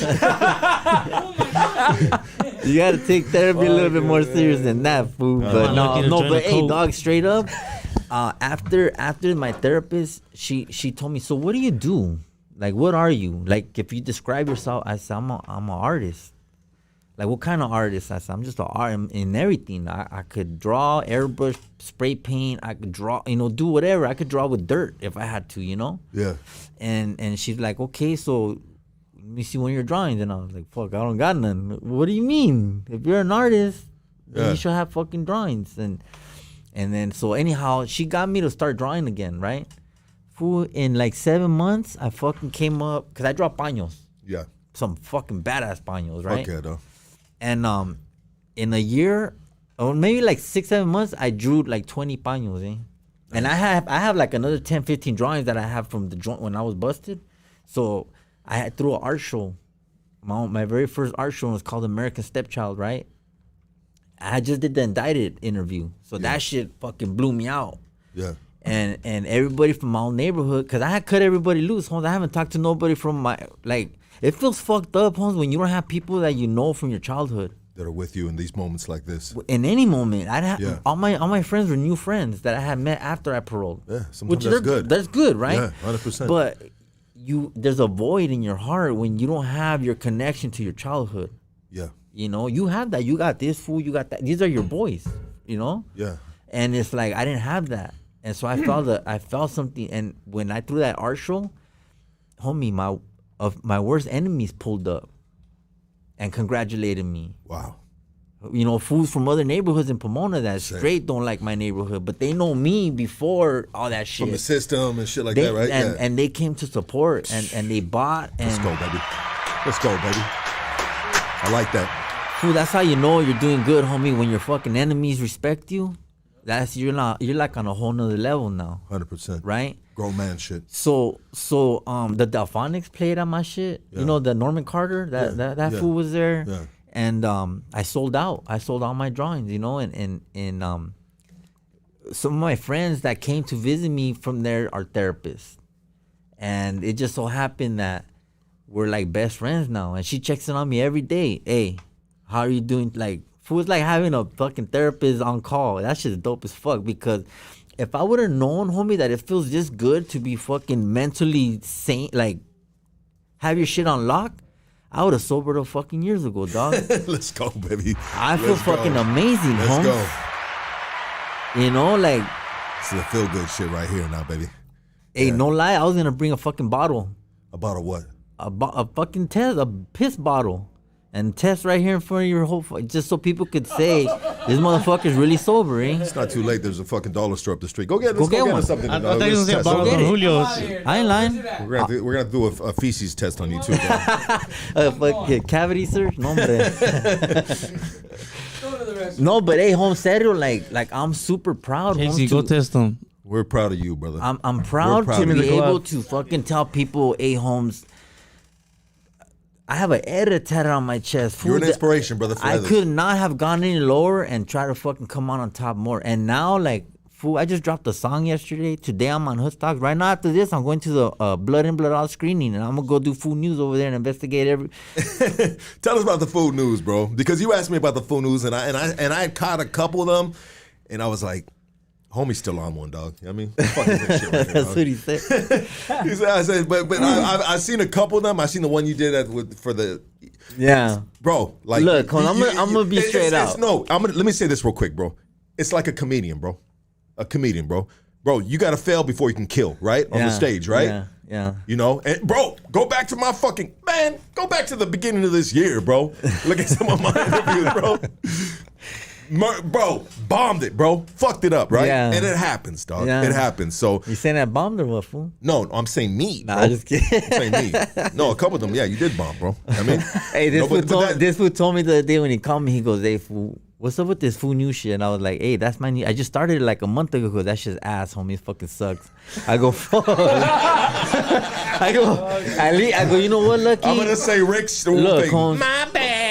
But what I tell you, I said, I respect the fact that you told me to my face instead of putting it in the fucking comments, Holmes. Yeah, would never do like that, bro. You know what I'm saying? Yeah. Like, and I said, that's your opinion. It's cool. And I told you it was my opinion. Yeah, and I get a lot of people that fucking love that shit, Holmes. Yeah. And it's like, okay, something's happened. So I got this thing called Food News, right? I go around. Give him the mic. Give him this mic right now, bro. Give him his fucking mic. Plug it in too, dog. He's going live on the Food News Network. There we go. Here we go. Flyboy Inc. here, live from the Hoodstock studio, where these sick ass fools are straight not giving a fuck right here and trying to tell me that my shit ain't. Come on, Holmes. This shit right here. So that's what I do, you know. I like it, bro. Yeah, I like it. You know, I like it. I don't know how to, like, I'm still learning it. So it, you know, when Bro, when it comes out, it comes out. You in some fucking rural areas, like windy as fuck, bro. You know what I mean? Like, what is this? Is this fool in the hurricane weather? Hey, host, trip out. Trip out on this. Toy mic right there. Trip out on this. One time I was driving on my Harley through San Bernardino through the wash, and I'm fucking looking in the river because there's homeless people living there, right? This fool was pulling a fucking jet ski, Holmes, through some fucking, like, 1 foot tall water. And he's fucking yanking. He's trying to put it up that, the tubes that they live in the holes. Yeah. He was trying to put it. I fucking stopped, grabbed my backpack. Fool news here from San Bernardino, where the sick ass fool was pulling a fucking jet ski. He must have just stole that shit from Chaparral, homie. He just stole it and shit. Hey, home. So that's what I do, dog. I see a moment and I catch it, and if it's not only that, I like to support businesses, homes. Like I did a full news on Frank's Collection where they sell Pendletons and all that, for the people, for the culture.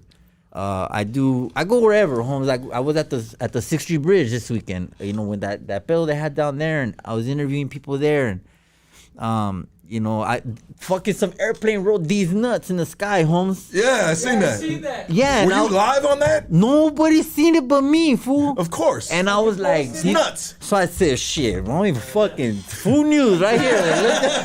Where's my mic? Plug it in. Wait, it's fake.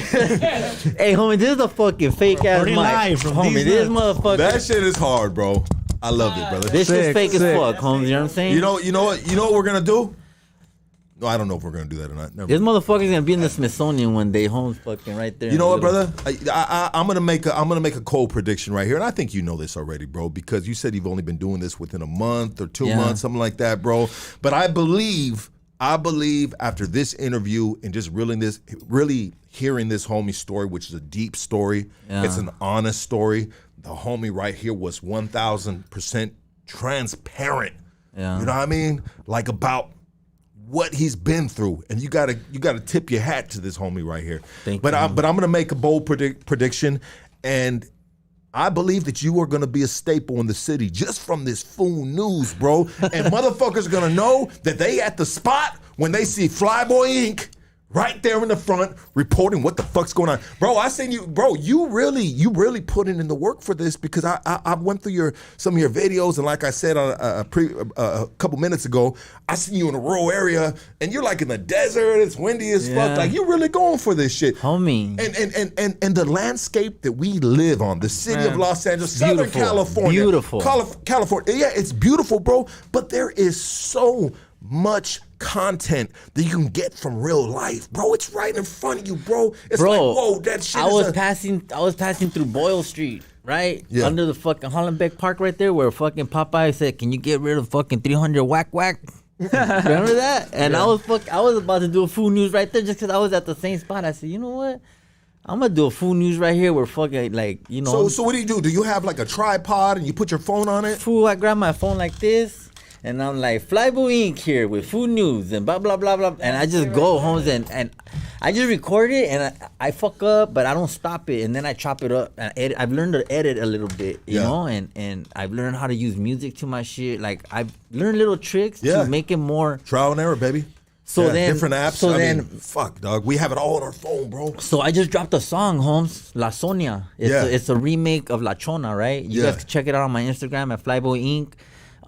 It's fucking badass. The homie Mike Mez did the video for me. We saw it too, and it's dope. It's funny, dope. Holmes. It's dope. It's funny, and then the cartoon. It's going viral right now. For my phone don't stop. Tell them your Instagram right now so they can go check it out. Flyboy Inc. Fool. There it is. Easy money. Easy money. It's easy, you know. And the reason I did a song is because my homie Jacob, she tried to hit me with that.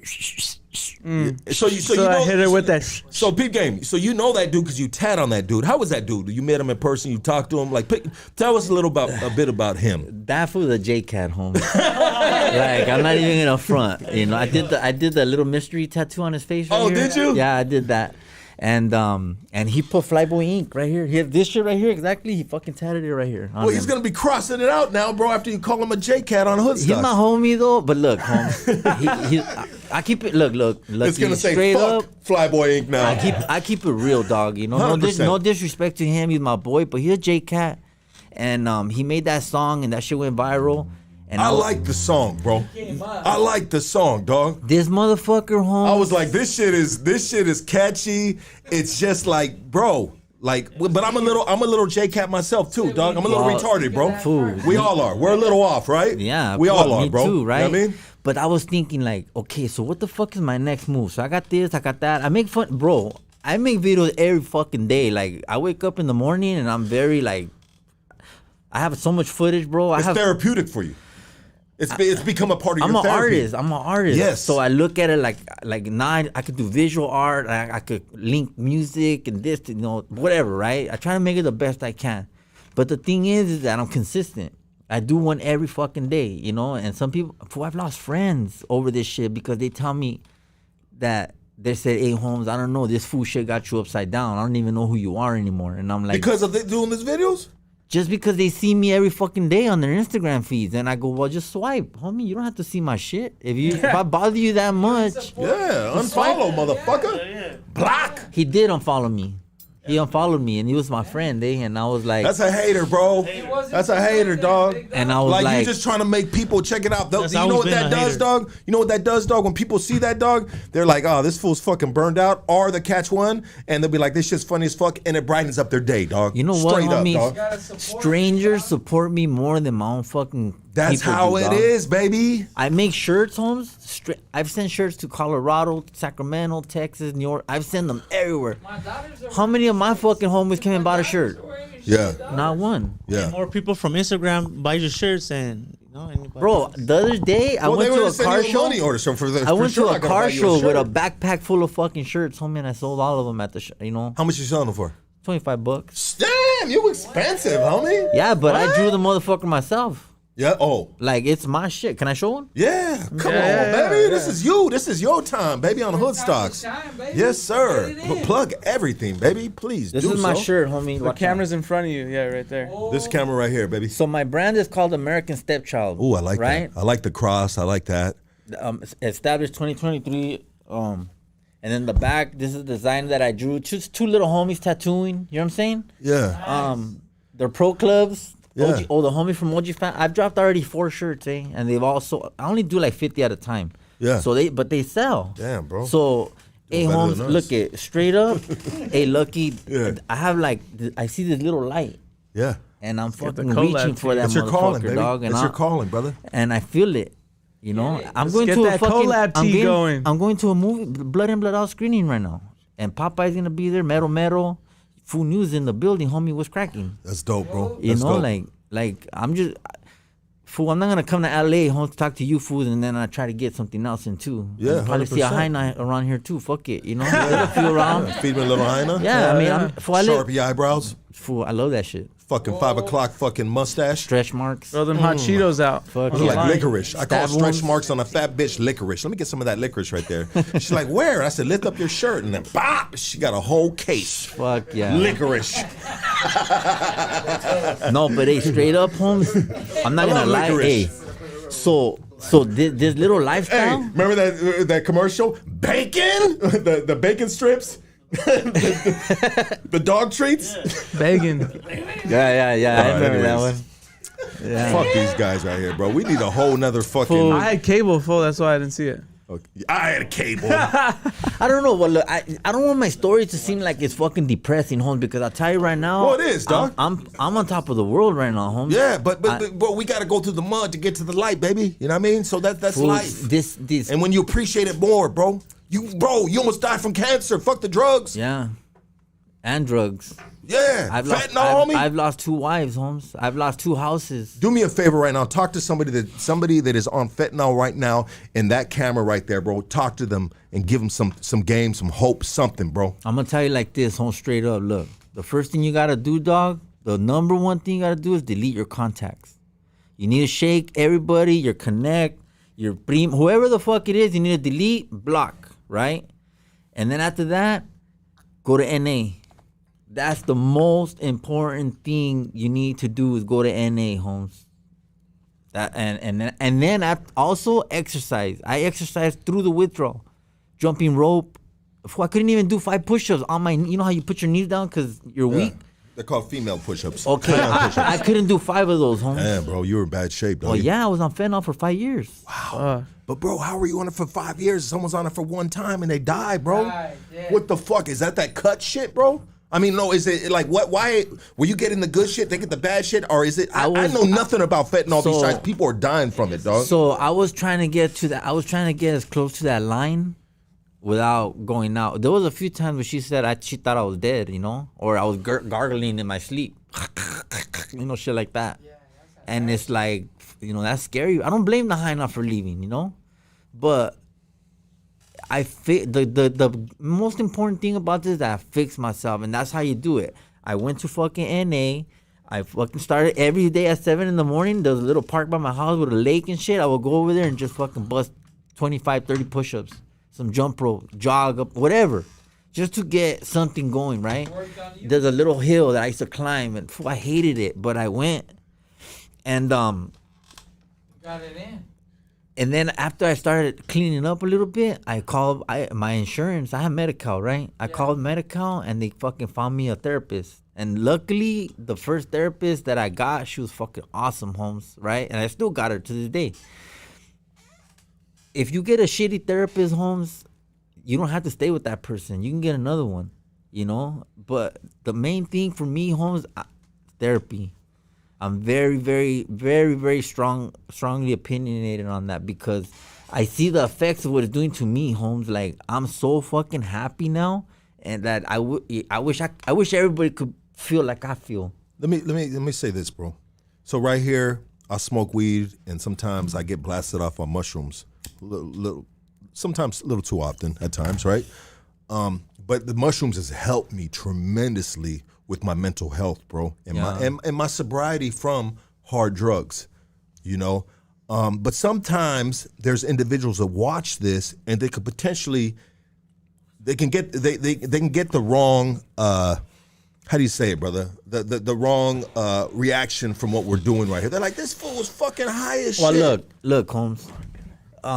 My anxiety because of all this dope that I've done my whole life, my anxiety, it shows. I can't hide it. You guys already see I'm kind of high strung as it is, right? So when my anxiety kicks in, it's like lightning in my veins, Holmes, you know, and it sucks. So smoking weed for me calms me down a little bit, you know, and you know, I don't do pills, I don't do drugs, I don't do coke, and you know what's good?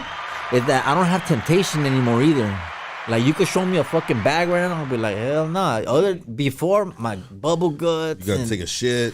Yeah. You know what I'm talking about? Yeah, 100%. Your nose gets all open, and now I'm so disgusted by drugs, Holmes, that it's just like, I'm looking forward, bro. I want to be on TV shows. I want to be on commercials. I want to be in movies. I already did 2 movies. Speaking of doing existence, I've done 2 movies already. What movies you've done? Rogue Cops with Loretta Vamps and all them fools that were in it. What did you? Loretta Vamps, she's bad, huh? She's the homegirl. Yeah, well, I know her husband, the producer too. They did Cholo Zombies. I like to get her on here. If it's the same female that I've seen before. Yeah, she dresses up. Yeah, bro. That's my homegirl. I would love to get her on. Reach out to her and let her know I'd like to have her. Yeah, I'd like to give her an interview, bro. She seems like a very interesting person. You know what trips me out is that I'm so fucking plugged in with all these people now. Like, I got people's phone numbers in my phone. And when I call, they answer, fool. Yeah. You know what I'm saying? Like. Shit, though. That's good shit, baby. Yeah, you know, but. Be Real used to answer my phone call until one night I was bugging him during dinner time. Homie, on a sick one. Look, the way I met you, Lucky. At your video shoot. Yeah, you came through, big dog, like a big dog. I appreciate that too, brother. And that showed me a lot about you because I'll tell you like this, dog. Can I be honest right here, bro? Go ahead. So the homie reached out to me, dog, after he did the indicted interview. And he goes, hey, look, blah, blah, blah, whoa, whoa, whoa. You know what I mean? And it sucks sometimes, bro, but I told him, I said, bro, you just did this interview, bro. I seen it, bro. I seen clips of it or whatever the fuck, dog.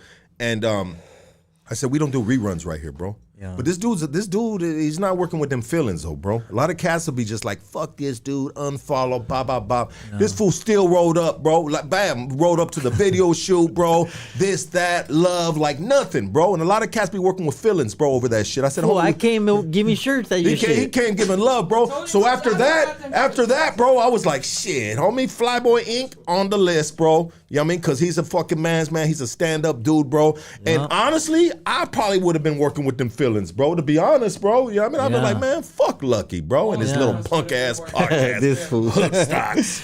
Hey, homie, I'll tell you one thing right now, dog. What you got going on right here, straight up, Holmes, I'm in the IE, right? Yeah. That's where I work at. And fucking a lot of people out there, they're not really familiar.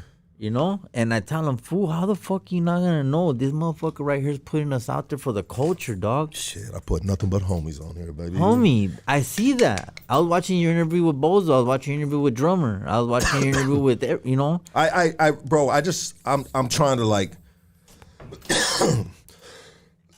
excuse me. Shout out to Stizzy, man.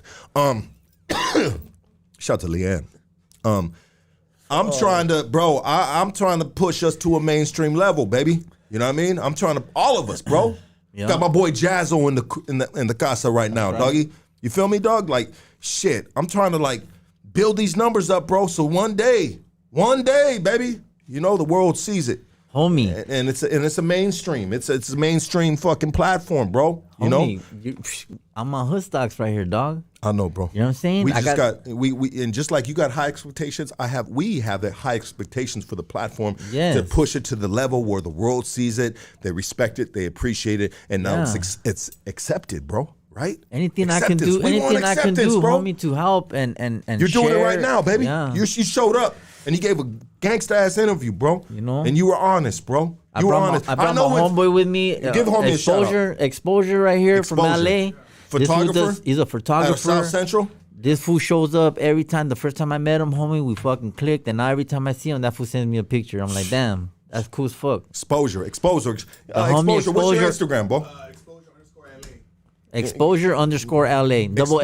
Double X. _LA. Okay, you guys follow this good photographer, and he's getting some pictures in here, so shit, you're going to see some behind the scenes type of stuff. Hey, let's open up the phone lines. The phone lines are open. I got the number up right there. You guys want to talk to the homie Flyboy Inc. Talk to me. Yeah, this is a time to call in right now. I know some of you guys called already. And we didn't answer because, you know, we were just fucking chopping it up right here, baby. But this is a good time. If you're fighting addiction, if you need some advice, if you would like to share maybe a small story of your sobriety or how you got to where you got, anything, or you just want to call up and give the homie some props, bro, let's do that shit. Call in 213-842-4785. It is up there on the pinned phone number. Well, hey, so Flyboy, I mean, there's two things. One thing is, like, how old were you when you knew you could draw? Bro, I've been drawing since I could remember, right? So I was the kid that never did his work. You know, all I did was draw on the corner of my paper and this and that. And I had this teacher, I still remember her, Miss Morales. I think I was like in 7th grade. And she said, since you don't want to do your work, I want to go. And she bought me fucking everything I needed to learn how to draw. Paper, pencils, book, you know, like. And she said, from now on, this is your assignment, is to draw she made me read the book and do it like the book said. Like, it wasn't just me. It was like, this is, you know. So I read that whole fucking book. And I remember I did this drawing like of an old Model T car all broken down in a field, headlight popping out, windshield crack. And she submitted it to Los Angeles County, some shit, right? And fucking I won for the eastern side, because I lived in Pomona, so I won for the eastern part of the county. We went to Dodger Stadium. Tommy Lasorda presented us with like little awards and shit. And big time. Damn. This is when I was a little boy. That was big though. Yeah, bro. I had never. You know what it reminded me of? Like Crucito. When he went, he accepted his award for being about the sick ass fool or whatever. and yeah, so.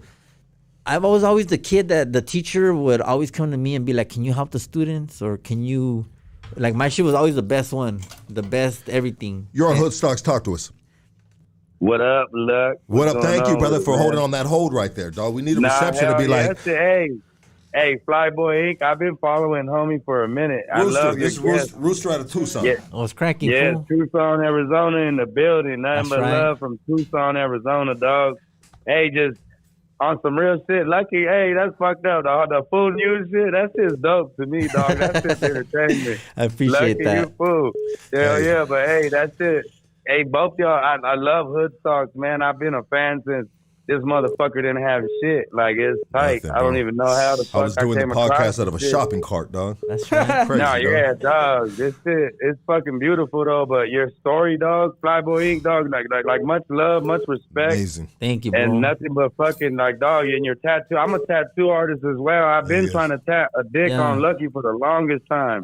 You don't want me to, you know what I'm saying? I got enough room. You want to do that dinosaur You dick got on the me, perfect dog? color right here, homie. Shit. The perfect color. Hey, no, but I fuck with you. It's Your ugly. work. It's I not appreciate you, circumcised. dog. And hit me up, homie. Send me a DM. You know, I talk Yeah, back. I Talk already- to me. I like I talk back said- every time. Yeah, I already follow you and shit, and I fuck with you, dog. Shit, just Yeah. like Leave him I a fuck comment so with he can Lucky follow you Heavy. back, baby. Yeah. Hell yeah. What's up? Leave him a comment so he can follow you back, baby. Yeah, Oh, just send me a hell text, yeah, you homie. already know. Send me a text. I'll follow back. Shit. I can't wait. I gotta. Go I ahead. remember I made a thumbnail of Casey, man. I don't know if it was a thumbnail. Oh man, Lucky, you remember that one when he's on the sex table getting the dildos? Oh, that shit was hilarious. That's right. You made that I'll for me, send it dog. to you, Flyboy. Watch. I still send it, got dog. it. Yeah, that I'll shit was send that to you, hilarious, too. dog. I'm gonna do a Much full love, news one day Casey, out there in Rick. Tucson, homie. Yeah, bro. I can't wait to For go out there and meet the real. homie Hey, Rooster, Lucky, dog. you gotta come to Arizona, dog. I am, You was fool. locked up out here. You know what I'm saying? We all shit. honestly, bro, I'm a little bitched up about fucking Arizona, bro, because you guys don't play out there with the motherfucking Hell laws no, and shit, that's what dog. you don't. But I'm Hey, good but now, you baby. live- Right? I'm good. I'm You good. live in a different lifestyle. You good, dog. Absolutely. You on some different I'm gonna shit. pull You're up, gonna- baby. Yeah. Hey, but hey, nothing but love from right here from Tucson. Like I said, I love you, Lucky motherfucker. Love you too, baby. I love my boy Flyboy Inc., much Rooster. love. Yeah. Too, Rick, dog. Casey, love y'all motherfuckers. Love. Nothing but love, dog. Yes, sir. Thick ass fool. Hey, you're on Hood Stocks. Wait, hold on. You're on Hood Stocks. Talk to us. Yo, what up? What up? Can you guys hear me? What's cracking, fool? Shit, how you guys doing? Right here, big chilling, straight, not giving a fuck. On a sick one. Sick ass one. Stock check All this right, fool, hey, homie. Hey, I just wanted to give out a shout out to you, Flyboy. I know how it is, bro, to be, down and under, bro. I fully respect that. Thank you, You're throwing bro. business out there for other people out there to understand what it is. You know what I mean? So keep doing your thing, bro. I'm fresh out too. Got years out here, but man, dog, Just stay sober, dog. You want to smoke some tree? Smoke some tree. It releases your anxiety, homie. Open your mind. Yeah, Open the earth. right now, bro. We out here living and shit. You feel me? Sometimes you just gotta, stay out the way. That's one thing I learned, man. Stay out the way. Ooh, there's an art to staying out the way, baby. You feel me? I That's stay all out the it is, bro. motherfucking You know what I way, mean? bro. And Lucky, I get in the way. Fuck that. Nah, You're gonna see me, homie. Well, you get in the way of the right way. things, but we're talking about staying out the way of the bullshit, bro. Yeah, no Yeah, facts. yeah, You know what I mean? that, bro. I stay out Hey, the way, yo, bro. Lucky, I hey. ain't got no business right there. None of that is none of my business right there. So let me just stay out the motherfucking way. That's Yes, easy. sir. Hey, check it out, Lucky. Hey, bro, mad salute to your whole podcast. But believe it or not, man, I just kind of came across your shit one day, and I seen Travi, I think, on there, bro. I don't really fuck with Travi. I got my homies, Lil D. I did time with Lil Danger, we was busted. I did time with Bozo. I mean, there's a couple cats on there, dog, that I did time with. So it's kind of funny that I run into all these cats on your podcast, Absolutely. So you know what I mean? A lot of respect, homie. I honestly, bro, not to throw anything off my boy Flyboy. I know it's his day, bro, but honestly, you need to throw a little Danger on there, bro. I honestly feel like I'm down, he bro. gonna really take some knowledge on there, bro. Yeah. And then Flyboy, man, keep doing your thing, man. Mad respect, bro. Ontario loves you, bro. Hey, You're fool. right next to us, right next door, homie. From P-Town, homie. Hey, I got love for fools from Ontario. There's some food from Ontario right up on us at your video shoot. Yeah. He was a cop, though, bro. He was an undercover cop, bro. You know how that is. Saying he was from Ontario. Hey, you with know the what? Kango Mad love hat for the on. fools from Ontario, Chino, IE, Riverside, San Bernardino. I got love for all these fools, dog. Everywhere I go, you motherfuckers show me number love. Yeah, hey, one more thing, Lucky. Yes, sir. Fuck you. I love you too. This fool. I'll be Yes, home. sir. Later on, fellas. Have a good one. I'll be home at 9. Rats. You're on Hood Stocks. Talk to us. Are the comments crazy or what? Comments are always crazy. I can't. Comments are always crazy. Glasses I better read a couple. They said they want that collab tee. Hey, I'm single too, eh? Tell the hyenas right now. You're single, fool? Yeah, I'm single like a motherfucker. We'll talk about that right now, dog. They want a sock check. You're on Hood Stocks. Talk to us. Hey, hold on. Hold on. You're on Hood Stocks. Talk to us. They said a sock check that for. Let's see. Dog? Sock check that for. Hold on, let me get it. You're on Hood Stocks. Talk to us. Look good in that green. Here we go. Move that hat. Oh. Move that hat. Move that hat. Damn. Damn. With the cocaine whites, homie. They're cool, dog. They're a little yellow, but they're cool. They were in my closet for like 6 months. Shout out to the homies who wear the yellow socks. I used to be one of them. Yo, Lucky. Who's this? Fuck you, Lucky. Okay, next phone call. Love you too. Love you too. Love you too. Love you too. This is a good time right here, baby. This is a good time. I appreciate you guys tapping in, Shit, calling I'm in. in the smoking your whole leño right here. Smoke it all, baby. Smoke it all. You know bro. what? And I got a thing, Holmes. We got some gummy bears right here too. You want some gummy bears? No, I take those at the pad when I go to sleep. No, those guys still psilocybin in them, sir. I got a thing that I don't drink and I don't smoke while I'm on air, right? But I don't know. This food passed it and that shit look good as fuck. You're on Hood Stocks. Talk to us. Hell yeah. Hello. Yes. Hey, Killer Lucky, what's up, homie? Who's this? This is this big Casper over here from Sonora, California, Holmes. I just want to say what's up to Flyboy. What's cracking? And ask him a real question, dog, about addiction. What's up? Tell me. Talk to me. Check this out, homie. So I got a brother. You know, we own our own company and shit like that up in Humboldt. I got hurt and got addicted to fucking painkillers, dog. Yeah. I got You did or he did? I did. Oh, okay. So right now? I've been yeah, homies, I've been struggling because I didn't know that shit fucking will make me kick, homie. Like I can't sleep. You know, my lady's fucking tripping, thinking I'm tweaking and shit like that, and we come to find out it's a painkillers, bro. What are you taking? It's hydrocodones. Narco. All right. Simone. So they gave me those, bro, because I got hurt, but I didn't know, you know what I mean? So I was taking them, and all of a sudden one day I stopped taking them, and I just couldn't sleep. How long have you been taking them for? For about 7 years, bro. Yeah, sounds about right. So how many are you up to in a day? Right now, homie, I'm this is my 3rd day without it, homie, and I'm fucking just going through it, dog. Like I went to my kid's football game, you know what I mean? But I want to lay down. Yeah. You want to lay down? What encourage you? What do you think? So look, you're on your 3rd day home. So right now, at least I know you got anxiety. You're twitching, probably moving around in your bed. The best thing, the way I do it is do it by yourself. I don't know if your hyena's in the room with you, but it's hard. It's hard to kick when there's somebody in the room with you. Tell her to go sleep in the living room or in the other room, and you got to kick this by yourself, Holmes. And then also, go to NA. That's the number one thing. Like, you don't even have to talk, and you don't have to say nothing. Just go listen, Holmes. I'm telling you, if you want to sober up, go to NA. Even if you're high, go to NA. That's the biggest thing I could say. Right on, homie. Gracias. Appreciate you, homie. Hey, Lucky, I'm a big supporter. My carnal's a big supporter, too, from your channel, dog. We give donations once in a while. I got proof of it. And one of these days, bro, I just want to hit you guys up and say what's up when I'm down south. You know what I mean? 100%. If you wanna text me, Holmes, on my Instagram, you already know Flyboy Inc. Like I answer all my messages, dog. And we're supportive of you right now, brother. We want you to get right, bro. You know what I mean? And we're behind you, brother. And next time you call, bro, you let us know how you big dog that shit. You know what I mean? You lace your boots up, homie, and you handle your business, bro. This is the gangster shit right here, dog. And then come fuck with us. Yeah. You know what I'm saying? Orale, gracias, homie. Appreciate you guys. I'll definitely touch back and base with you guys. Sober up, fool, and we'll kick it. Orale, pues, gracias. All right. Hey, Lucky, gracias, homie. Keep doing your thing, perro. Gracias a ti, my boy, and just get yourself right, brother, because It's not easy, fool, but it is possible, dog. It's important, bro. It's important, bro. Also, if you have insurance, go try to get a therapist, fool. Yeah, edible. Look at, hey, listen. Do you take edibles? I can't, bro. I get all fucking paranoid, you know what I mean, when I smoke mota, you know what I mean? Look, I got mota from Humboldt, but I can't smoke, you know what I mean? Well, I get all paranoid. Okay, go and get a gummy. And especially at night when you get anxiety, take a gummy and it'll probably help you sleep, fool. You're on the third day, you're already like on the hump. So it takes about 6-7 days to fully fucking kick.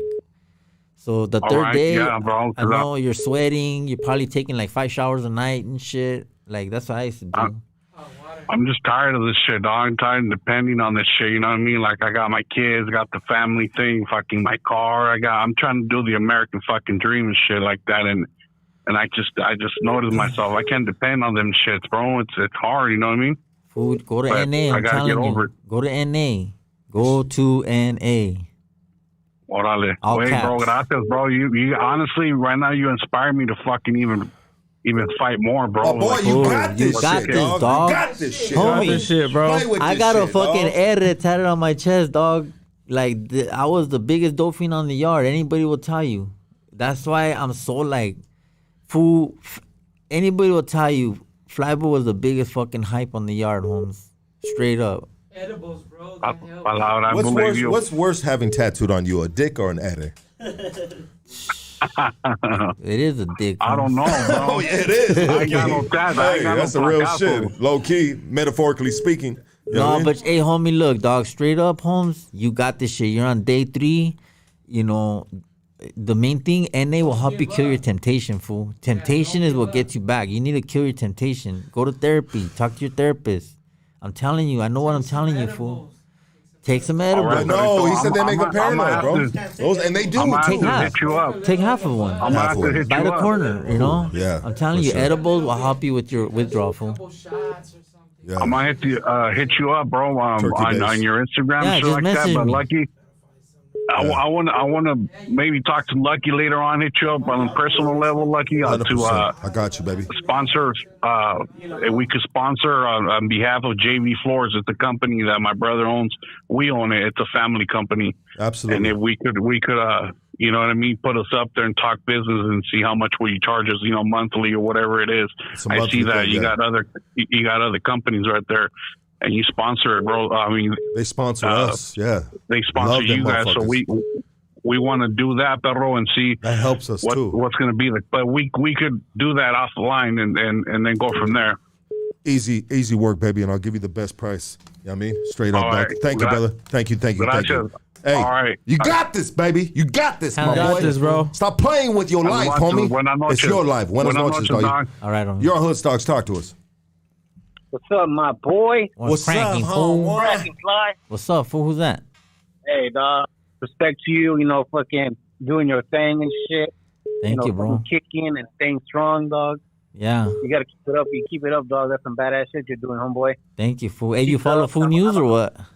I'm out here. Yeah, hell yeah, dog. You know that. I'm out here in San Diego, homeboy. That's right. In Pomona, though, you know. Yeah. Hey, but I got a question. I got a question for Lucky. Yes, sir.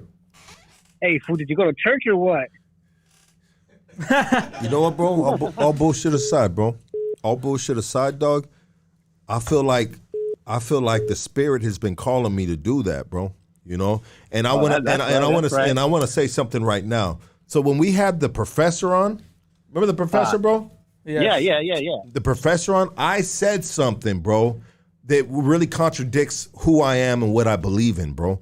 You know, and I made a derogatory statement for cats that lean on Christianity or the Lord for strength, bro. You know what I mean? I said it like it was a weakness, bro, but I was just really discombobulated with that interview with the person that was in front of me, bro.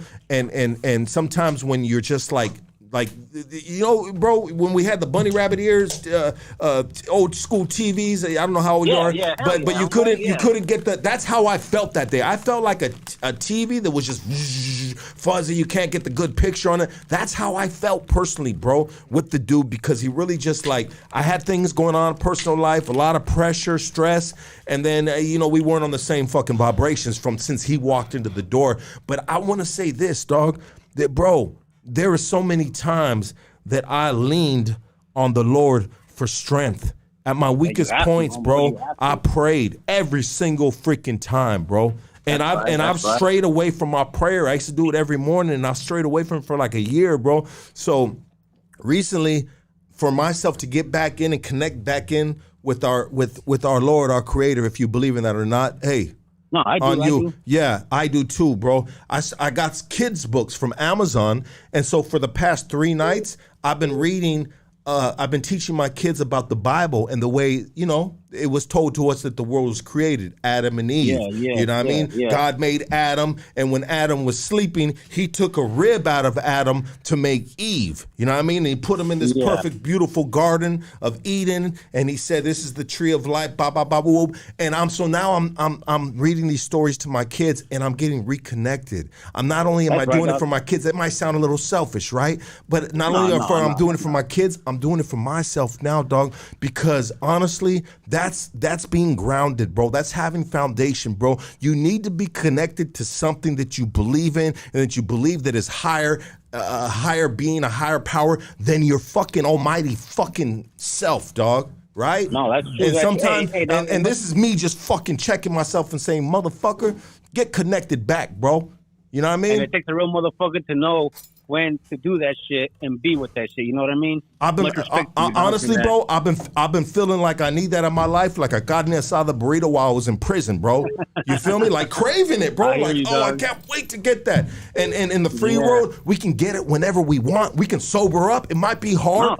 We can get a job, bro. It might be hard. We can fucking say sorry to fucking the old lady because we had a crazy. It might be hard, but bro, at the end of the day, it's positive shit, and positive shit, dog, will fucking hit you like the motherfucking sun in the concrete, bro. Bounce right back at you, baby. You know what I mean? That's right, 100. Damn, dog. This one went on right now. Stop playing, bro. Don't play with me. Hey, are you on the shrooms again, fool? No, I'm not, dog. I'm basically completely sober. He's dog. on Jesus right now. I'm on Jesus right now, dog. Hallelujah. And I'm not on the Jesus juice at Michael Jackson's little fucking carnival, bro. I'm on the bro. Reverend Lucky. No, wait, hold on. Can I get an amen? Amen. Hey, that's a squad for you right there, baby.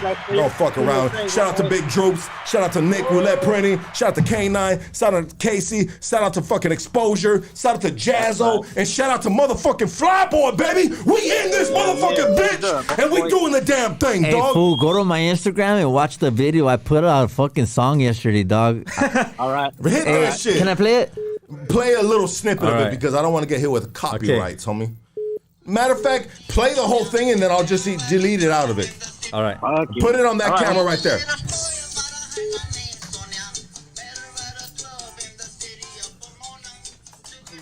Can't hear it. Here, let me start it over because it's not on the mic. Put it on the mic. Yeah, you're right, dog. All right, ready? Here it goes, dog. But turn it around so they can see Shout out to Mike Med.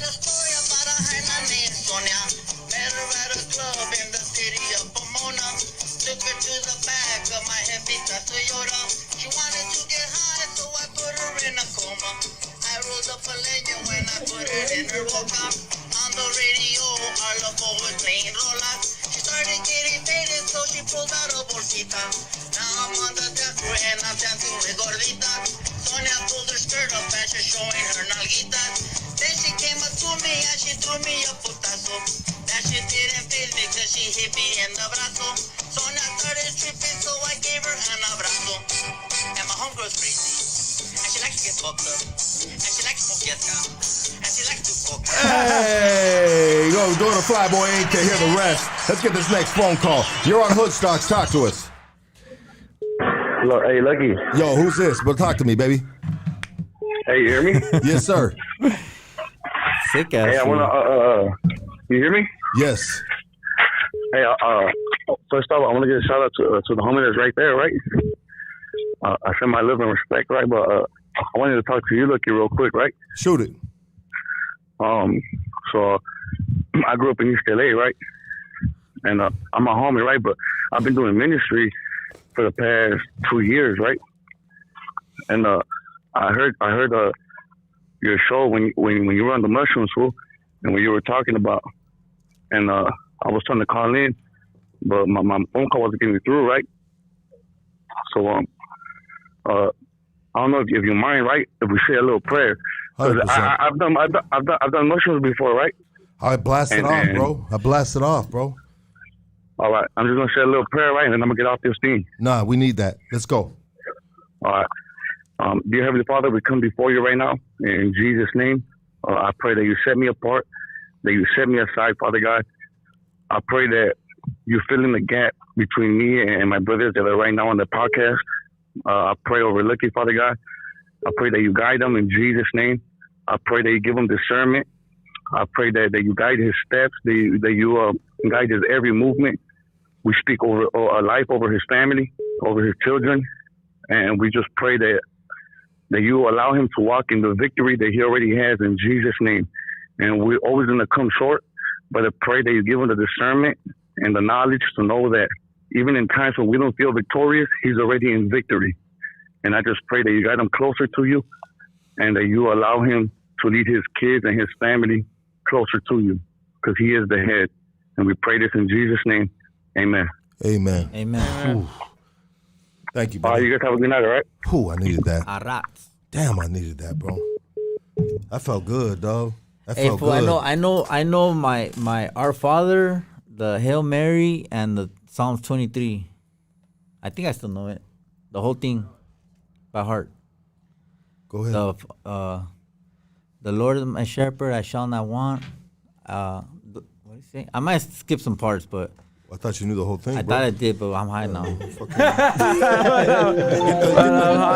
full news mic, bro. Get the full news mic. Maybe you remember it. Flyboy Inc. here, reporting from Hoodstock Studio, where we got Lucky right here. This fool got me high as fuck. Sometimes we just gotta take two, right? Got the homie over there, you got K9, you got Droops over here, you got Exposure, you got everybody here, homie. Jazzo. There we go. Let's get it. You know what I'm saying? Fool news in the building, dog. So what I do, Holmes, I go around and I just let all you fools know what the fuck's going on out here as I see it, you know? I go around. Some Hannah even asked me if she could be the weather girl. That's for dope. Food News. What does she look like? She's got to be a torta. Well, no, 100%. Has to. She's got to be like a fucking. She has to be named Sonia too. Torta, dog. Yeah, just like the cartoon, just baby. like the cartoon. Yeah, hey, bro. I'm gonna do a real video to that song. Marks, homie. Huh? I'm gonna do a real video to that song. Okay, that's gonna be sick. That'd be tight. I think Homeboy might do it. That'll be tight. Exposure. Let's get this next phone call right here. Oh, hold on. Don't go. Please don't go.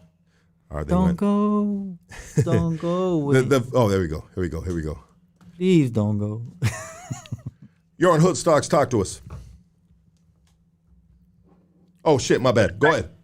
What up, Lucky? What up, baby? Hey, man, I'm just calling in, bro. You know, I need some guidance. I need some counseling from you guys.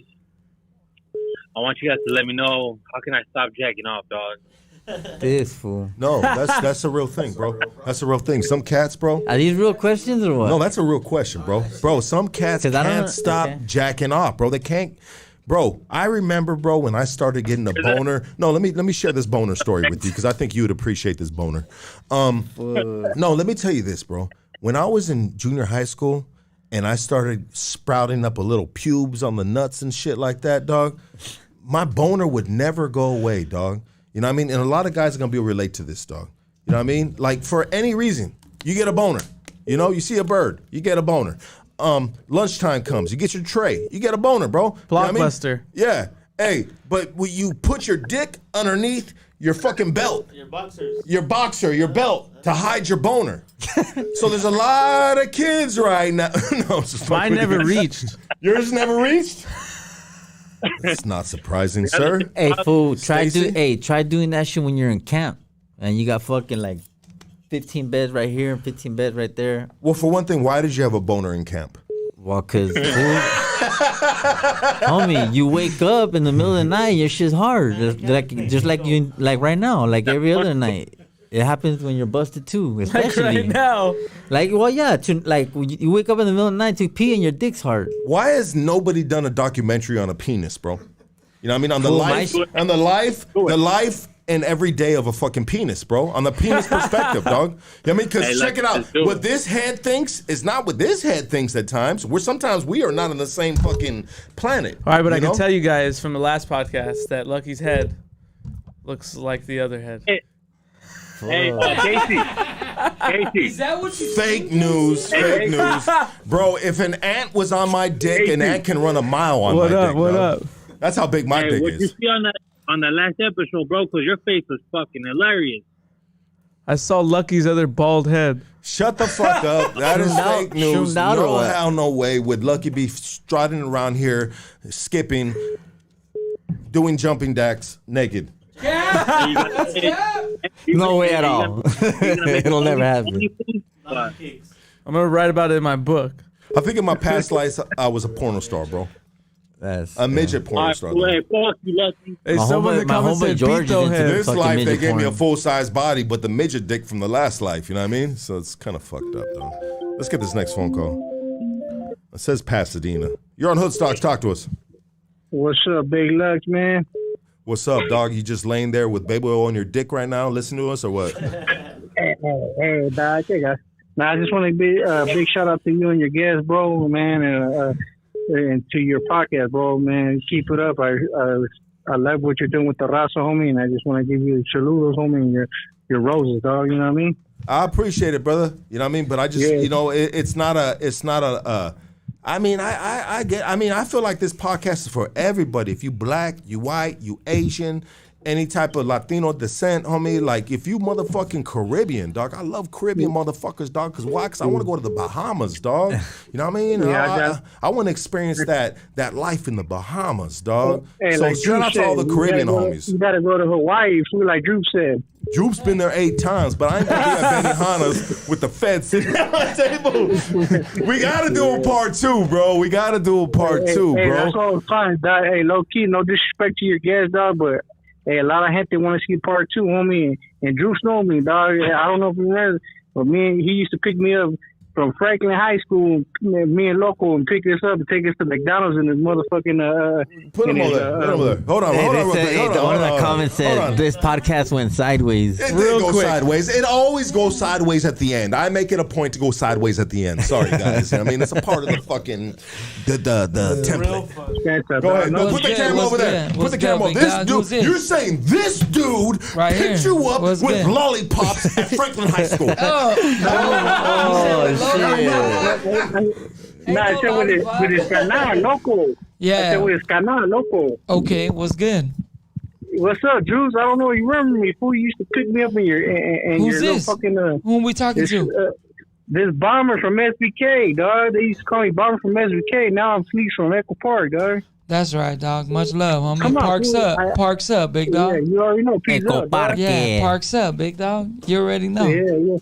Yeah, I don't know if you remember. You used to pick me and Loco up at fucking Burbank. Well, you know, I used to show all my brothers love, dog. I used to pull up, dog. You already know.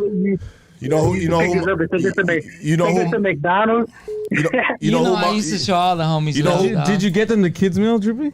That shit, get them whatever they want, dog. McDonald's he was getting them Big Macs, homie. You a Rick, you get a Big Mac, homie, with extra Big Mac sauce. Hit me up, dog. My shit's on there. Hit me up. Shout out to my boy Stranger from Echo Park. I got you on Facebook, my boy. You already know, my boy. Hit me up, fool. You already know, dog. All love. Like I said, Lux, I love what you're doing, dog. Keep it up. I love you, baby. Hey, Echo gracias, Park, big baby. dog. Echo Parks Park, up, baby. Parks I fuck with Echo Park. Fuck yeah. I love that. Hey, he was there 2 weeks ago. Yes, sir. Next phone call. You're on Hoodstocks. Talk to us. You got a little time for a couple more phone calls? Bro, I'm here for as long as you need me. Well, I know you got to go to the blood in, blood out screening, dog. You're gonna be like, yeah. What time is that at? Yeah, I just need to get there at the end. I'm not tripping. Okay. You're on Hoodstocks. Talk to us. We got time for a couple more phone calls, and we're gonna get out of here. Hey, what's up, Lucky? Hey, fool, every time I hear fucking Casey's voice, dog, or see the camera go to him, oh my God, bro. Put the camera on him. Come here, bro. What are you doing? What do you want Rick to do? Come here, dog. What do you want Rick to do to me? You want him to nibble on his ear? Suck on his little titty? He's got a small torso. Speaking of torsos. It's this big. I could put my entire shoe on his fucking belly button to his fucking He's to not his turned neck. on no more, bro. He see is me true. with Casey. So you get just fools that come in here and just have man crushes or what? I guess. Yeah, bro, it's a locker room, bro. You know what I mean? I mean, It's a bro. fucking jock straps The running locker around. room. Fucking dicks just swinging everywhere and It's a shit. meat market, dog. You know what I mean? Bro. It's a The mini, carniceria's open. Hey, it's a mini meat market. Fuck away from me. Boom. Fool news on fool. You're on Who news reported live from the carniceria in Hoodstock? Hey, homie. Hey, what's Hey, going break on, up all dog? this gay shit. Break it up. Yeah, let's get back on track. Let's get back on track. Come on, dog.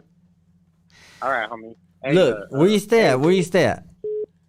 I stay right here in Fullerton, Orange. Fullerton. What's cracking in Fullerton? Oh, they got downtown Fullerton over there. The bars. You go. I'm not really into that no more, but I've been there before. It's beautiful there. Yeah, it's really nice. I like Fullerton. Yeah, fool, but the Hooters ain't nice. No, Oh those yeah, fools fool, you aren't gotta right there. you gotta watch out. You gotta Hey, Yeah, homie, I fuck can. you, fool. You get in a bar fight, you already know what time it is, dog. Take it down the alley. Come on, homie. What do you want? Hey, yeah, go ahead, bro. What do you want to ask the homie right here, or me, anyone? K9. To be honest with you, fool, honestly, I'm kind of fed with dog. I don't even know who you're interviewing tonight, but I think you're. I'm a tattoo artist, fool. I got some sick ass tats, Holmes. Check out my page, Flyboy Hey, Inc. what's up, Eh? fool? Yeah. Hey, fool, I got OC on the back of my head, dog. I gotta get it.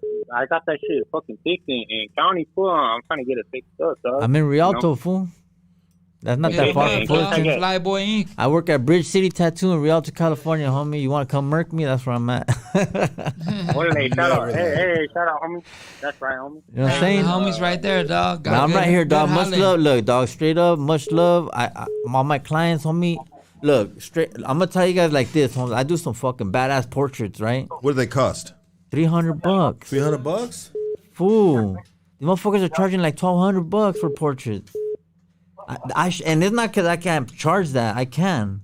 But Showing love. I'm showing love, dog. Tell like them, baby, $300. showing love, huh? Look at my fucking portraits on my page, homie. I'll make it look exactly like the picture, homie. And I only charge $300. You're on If Hood you want Stocks. them Talk to to us. fix it better than the picture, you still charge you $300. What up, man? That's love, fool. We calling from the Yay area?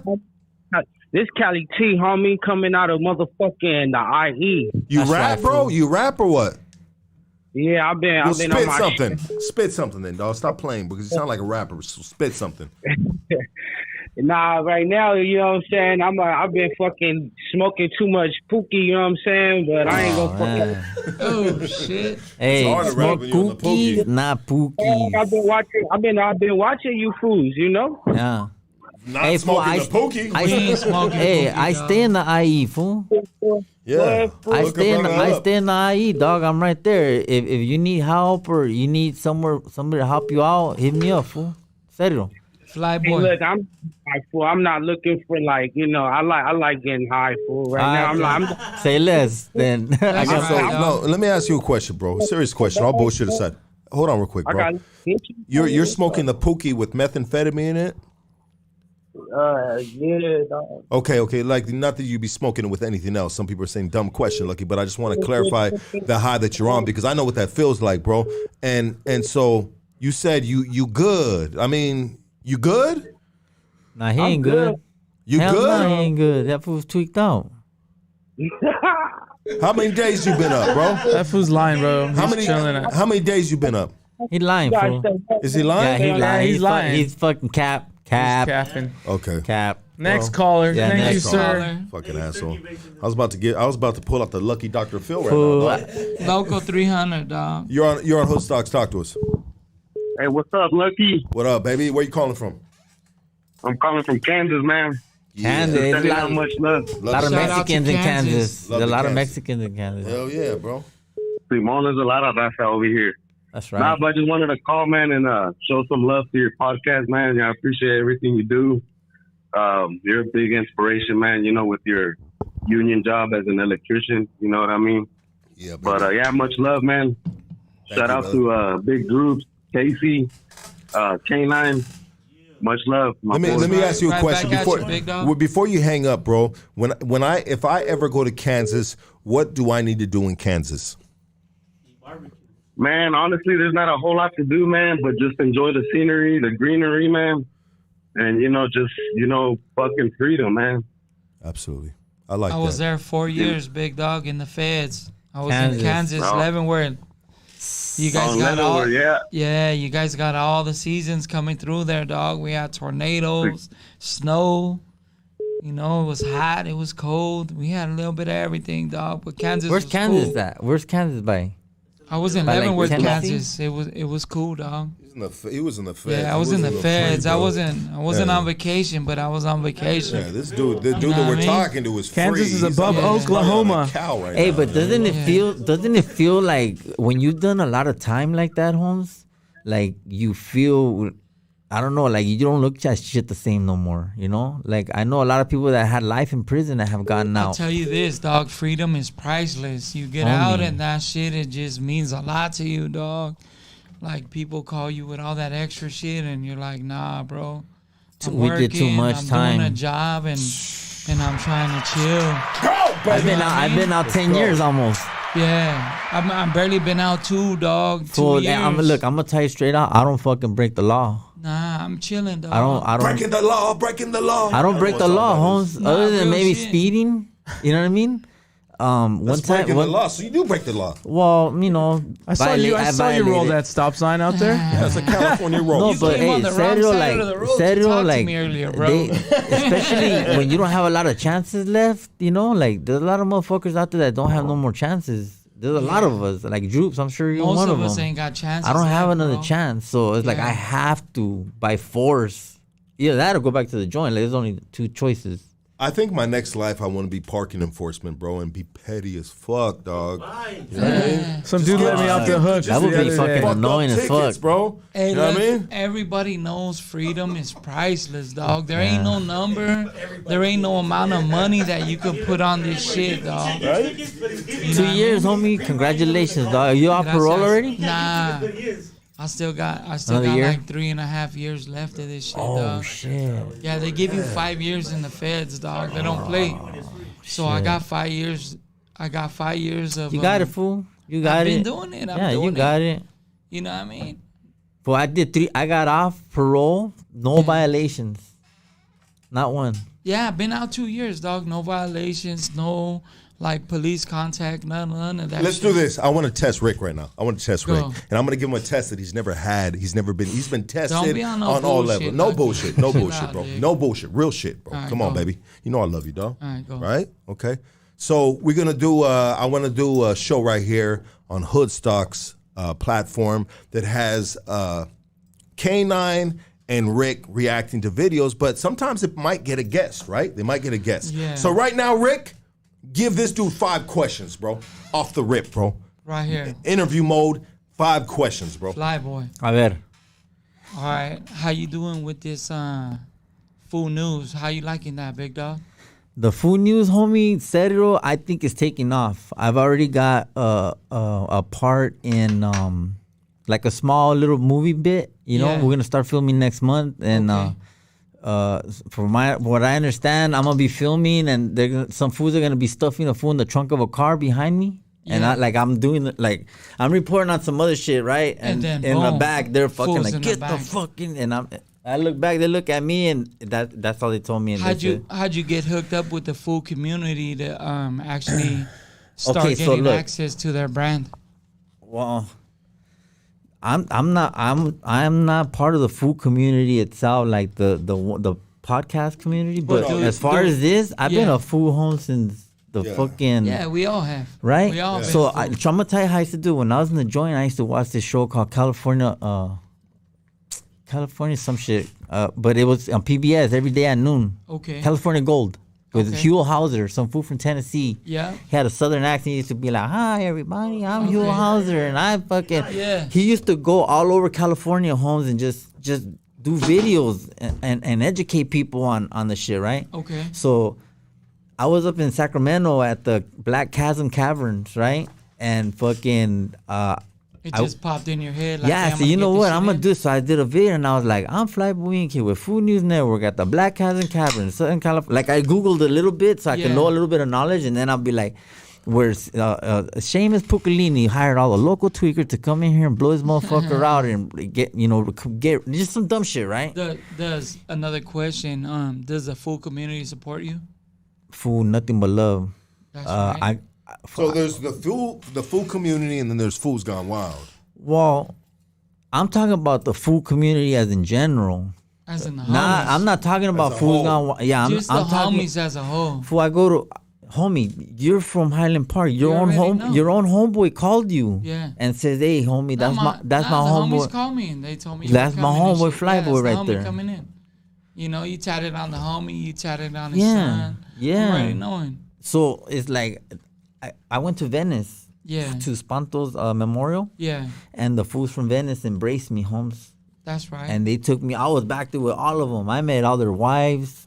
I met everybody from Venice that day, Holmes. That's good stuff, dog. And it's like, they don't do that to everybody, homie. I go everywhere I go, people just embrace me, Holmes. And it's like, I show nothing but love and I don't know, I'm a generous person, dog. I don't have a lot, but like I give away shirt right now. I'm doing a giveaway. Let me get that gold chain, bro. I'll trade you. Yeah, that's right. You know what I'm saying, though? Look, like on the real, yeah. Not that generous, no. A lot of times we see ourselves in other people, dog. So like when you could see like somebody doing good, like bringing us up and shit, that's good shit, dog. Yeah. You know what I mean? And representing in a good way, homie. And I show love. I got like, I'm going to say it's a lot, but I've gotten a lot of followers in the last 3-4 months, you know? And it's like, these people watch my shit, and so I promote other people too, you know? Like, I went to a fucking Tito's Market in Monte and told everybody they got some bomb-ass milanesas right here, homie. Shout out to Tito's. And fucking people were like, I got to try. And it's not even for me. It's just something that I love. Because I love that place. Or the community. I told you when I came in, like from Lucky's video, you came there, you showed love, you gave away a gang of shirts, all that stuff. Yeah. Like, my daughters are wearing your shirts. That's cool, dog. My daughter's up in college over there. I got one for you too right here. That's right. Gracias. Yeah. My daughter's over there in college in Sacramento, dog. That's dope. San Francisco area. Yeah. You know, they got your clothes over there. My daughter's right here living with me. I appreciate They're that. They're sporting your shit, dog. They like it. Hey, fool, I got shirts in Sacramento. I got shirts in Texas. I got shirts in New Orleans, North Carolina. You're on Hood Stocks. Talk to us. Yo, what's up, Lux? What up, what's baby? Up, Hood Stocks? What's up, Yo, man, I just want to say congrats on the podcast. You guys doing some positive shit over there. This is Rich Rock from Norwalk, baby. That's right. And, shout out to Norwalk. Norwalk in the casa. Hey, what's up, fam? Hey, man, just keep it all positive. Say no to motherfucking drugs, and real G do pray, homie. Shit. And let's go. I've been watching your podcast for a while now, man. You guys spitting some real good shit over there. I seen the one with Droops. Hey, what union you in, man? Maybe I can throw you a bone. I'm in the Local 300, big dog. Local 300. My boy, Laborers Union. Doing it. My boy, he's a BA over there at the 300. Maybe I could throw you a bone and get you set up somewhere if you're still out of work, my boy. Yeah, need that, dog. Right now I'm on disability, dog, for the next 2 months. But, yeah, after that, if you could look out, dog, hit me up in the DM, dog. Get me back in there. I could use that. I got some primos that are foremen right now. Yeah. We lay pipe. I'm a journeyman 3, dog. I'm a journeyman 3, Local 300, dog. Hey, if you do that, bro, I will send you a fucking $100 package of Hood Stocks gear. You get this voodoo back in the job right here, bro. Yeah, you don't gotta send me shit. No, I'll send it anyway, just as a tip to my hat and a thank you very much, sir. Hey, real talk though, hit me up, dog. DM, dog. You guys got my info. You know what I mean? I've been working for a year, dog. Didn't miss no days, dog. Got laid off. I got you, dog. You know I'm a teamster myself. I'm a teamster, but I fuck with all laborers, operators, Local 12. Yeah. So, you know, we got some boys a little bit everywhere spread out, but hell yeah, I appreciate that. Like to help out the people, man, and I see what you're doing, Lux. Keep it up. Keep up the good work. Fuck drugs. Fuck the pookie. Fuck drugs, dog. Gracias, big dog. Serio. Appreciate the call, homie. Absolutely, brother. Thank you, sir. All right, have a good night, guys. You too, homie. Let's get this next phone call right here. You're on Hood Stocks. Talk to us. Turn down the volume. Yeah, what up, G? Hey, what's going on, man? Where you calling from? Probably furthest away, Connecticut. Connecticut in the casa, baby. Let's go. Don't play Shout out to Connecticut. Yeah, talk to us, baby. What's that life like out there? Oh, shit, it's boring, man. You know, we ain't even got our own town police, which is nice, but that means we just got state troopers rolling around a little bit. But I'm in the middle of nowhere. We got like 2 traffic lights in our whole town. The high school is like Little 60 people in my graduating class. How many? How many? 60 people in my graduating high school class. 60 people in this graduating class. That is so amazing, bro. And you know what, bro? Check it out, dog. You might think like, oh, these guys are from the, big city or something like that. But honestly, when you tell me about this, bro, I am like I want a piece of it, bro. I want to see what that's like. I like to take my kids there, bro. You want me to get to get a taste of just like open country, bro. A big house, bro. We already got a farm where we live at. We got chickens and squirrels. Squirrels. I'm just trying to get away from this winter, man. This what is the winter like? crazy, Tell me what the winter like is right there, because we don't know winter right here. We Southern Cali, baby. You know what I mean? Fake titties and bomb weed, dog. Talk to me, dog. What's that winter like? Shit. Well, luckily we just went legalized. We can have 12 plants per person per house, so you already know we're on that. Shit. But freaking the winters can be bad, bro. You could get 3 feet, or you could get 10 feet. Like not at once, not on some Aspen type ish, but throughout the whole winter, you could easily get 10 feet over a couple storms. And what's your name again, bro? my name's Pat. Pat, I want to tell you this, bro. So the only time I ever experienced like a crazy winter with snow is in Susanville State Prison. So sometimes Susanville State Prison, bro, like this high, they'll close the yard because there's too much snow, bro. And then shout out to the yard crew, bro. They got to shovel the walkway so we can get to the shower. The yard crew. Shout out to the yard crew, baby. Hey, don't give the yard crew enough respect. The yard crew gets a lot of perks, homie. They're out there when we can be. Throwing salt to everywhere, dog. Yeah, but drop this, take that. Bro, and you know what, dog?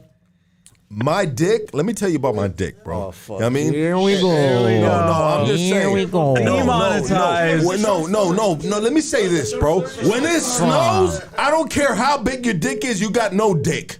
When it snows, bro, and it's cold as fuck, you can't feel your fingers? Well, shit, if you can't feel your fingers, you got no dick, dog. You know what I mean? God, why did you do that to us? Why does the dick disappear? Ejectocito. No, but it's true, dog. The winter, dog, is crazy, bro. And it really puts a dent on a lot of things, bro. And can you imagine if that's around, like if it's a heavy season of that? Like, bro, we lucky to, bro, it rained today, bro. Is that crazy? Yeah. Anyways, we don't know. In Cali, bro, we don't know nothing about that shit unless we're in situations like, say, I was in Susanville. And I'm not trying to be retarded and corny as fuck, even though I'm good at that, bro. But I'm just saying, bro, to live in those type of environments, bro, it builds a different type of person, bro. Because you put the Cali fools out there, bro, they're going to be like little bitches, homie. And that's including me too, dog. I've been mostly out desert joints. Yeah, I've been everywhere, dog. Yeah, I never went to like way up there to fucking all the snow and all that. The feds had me in oh yeah, you were Kansas, all over the country. Yeah, West Virginia. What state was that in when you went up the way and they had snow? California. It's California, but it's Northern California. It's Northern California. Okay. So in the Susanville, bro, and it is wow, bro. What? So Humboldt? Let me tell you, Humboldt area. It's Northern California. Hey, bro, let me tell you this, bro. So they will put the yard down because the homies, bro, the gangsters, bro, the dudes there that are doing sentences for fucking hideous fucking crimes, bro. We kids, bro, at heart, bro. And you put a bunch of motherfucking street kids in snow, dog, they're going to throw snowballs, dog. And when you throw snowballs on a prison yard, bro, they put the motherfucking yard down, dog. Real shit, dog. They put the yard down over snowball fights, dog. Hey, when the yard goes down and you fucking know it's going to go down, that's a cold feeling. Like when, especially when you know the dude that's gonna get hit, and you're like, "Fuck, Holmes." Yeah, it's cold, bro. Yard down. Shit happens. In the snow. In the snow, in the desert. Hey, nothing but love for you, my boy. Shout out to you calling from Alaska, dog. Shout out to you, Pat. Yeah, love you, Pat. Connecticut. I love Pat. Hey, you know what? If I ever have a cat, I'm going to name that fool Pat. You know what I mean? Pat the cat. That'd be dope. Yo, I'm going to pull up on you one day. My brother moved all the way from out here to L.A., and I got an aunt that lives somewhere near, like, Laguna Hills or some shit. I don't know. She old as hell. But, hey, wait, hold on, Pat. Before you leave, bro. Hold on. Before you leave, you from the country, right? You sound like a surfer. Nowhere, Connecticut. Would it be considered country? It would be, but like I'm 20 minutes from Hartford. Okay. Type shit. East Coast. Connecticut is East Coast, right? Way East Coast, right? Yeah, like that's like New York and Jersey and all that. I know one thing. New York, New York, Connecticut, and then Rhode Island, and then it's the ocean. The tri-state. I know area. one thing about Connecticut is I love UConn basketball, bro. What was that show with Tony Danza? Yeah, yo. Remember Tony Danza? He lived in Connecticut. Ooh, they ain't to fuck with. UConn always got fucking gangster ass basketball players because I love basketball, bro. What was the name of but that what show? I wanted to ask you, Pat, bro, is what's the dinner out there? What right there in your casa and your household, bro? If it's moms, if it's your auntie, if it's a baby girl, like what is a meal that you have in your house that if the Hoodstarks can't pull through, bro, then you wanted to stun on us and give us a badass meal, bro, while we were on our fucking road trip, dog, what would you serve us? What would your family serve us? Bro, you know that's the toughest question anyone's asked me because I can't cook for shit. My moms can't cook for shit. And, shit, we eating top ramen, dog. Well, let me say 2 words. Soup it up. Hot pocket. Bring some ramen. Something with no flavor. We eating ramens, dog. Boiled chicken. Hey, you know how to cook? Man, yeah, I love cooking. Cool, I get down. What do you cook, bro? Hey, Pat, we love you, baby. Check We're gone. this out. What do you cook? What you want, like recipe or No, just saying. Okay. So check it out. You said what I love. No, hold on. Let me set this up. Let me set this up for you, ladies.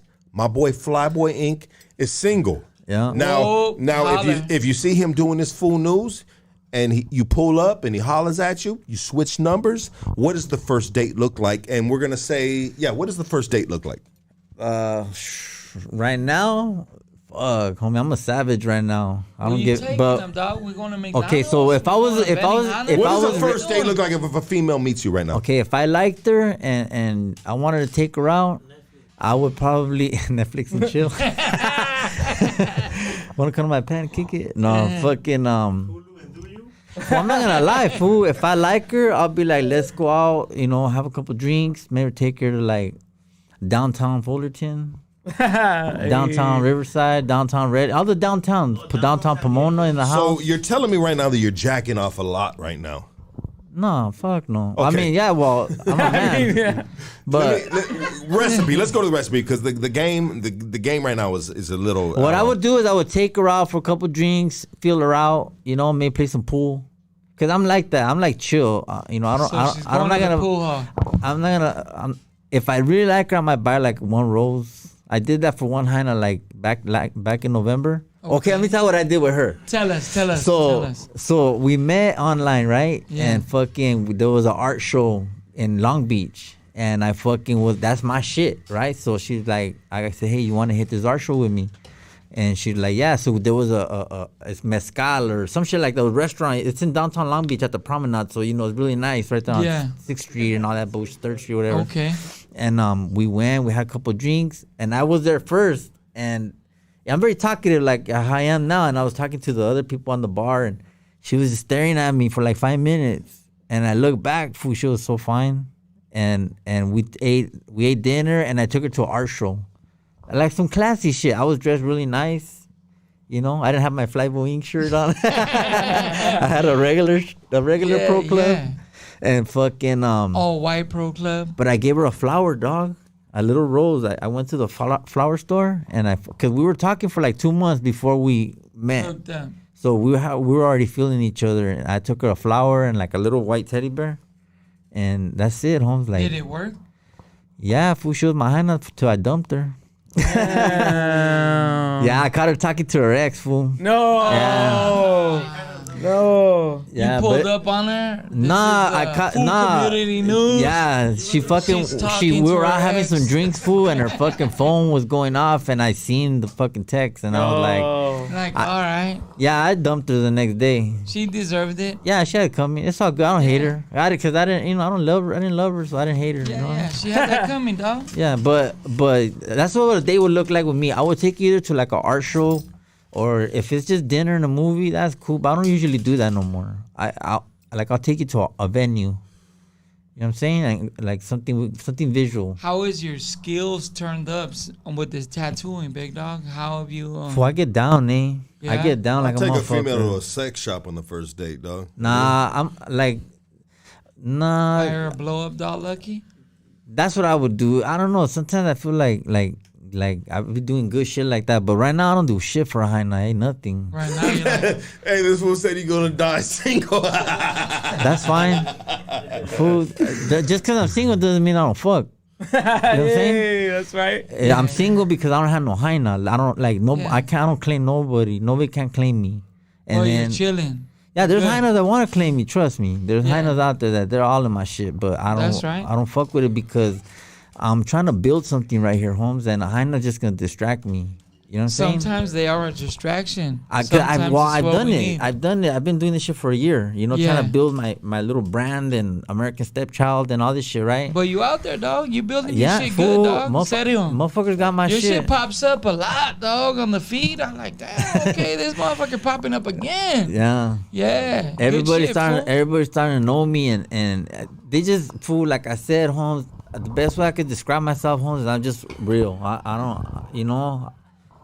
I've been through a lot, Holmes, to know enough to fucking not judge nobody. You know what I'm saying? And I know that nobody's perfect. Not everything that seems fucking, like they said, not everything that's shiny is gold and shit. You know what I'm saying?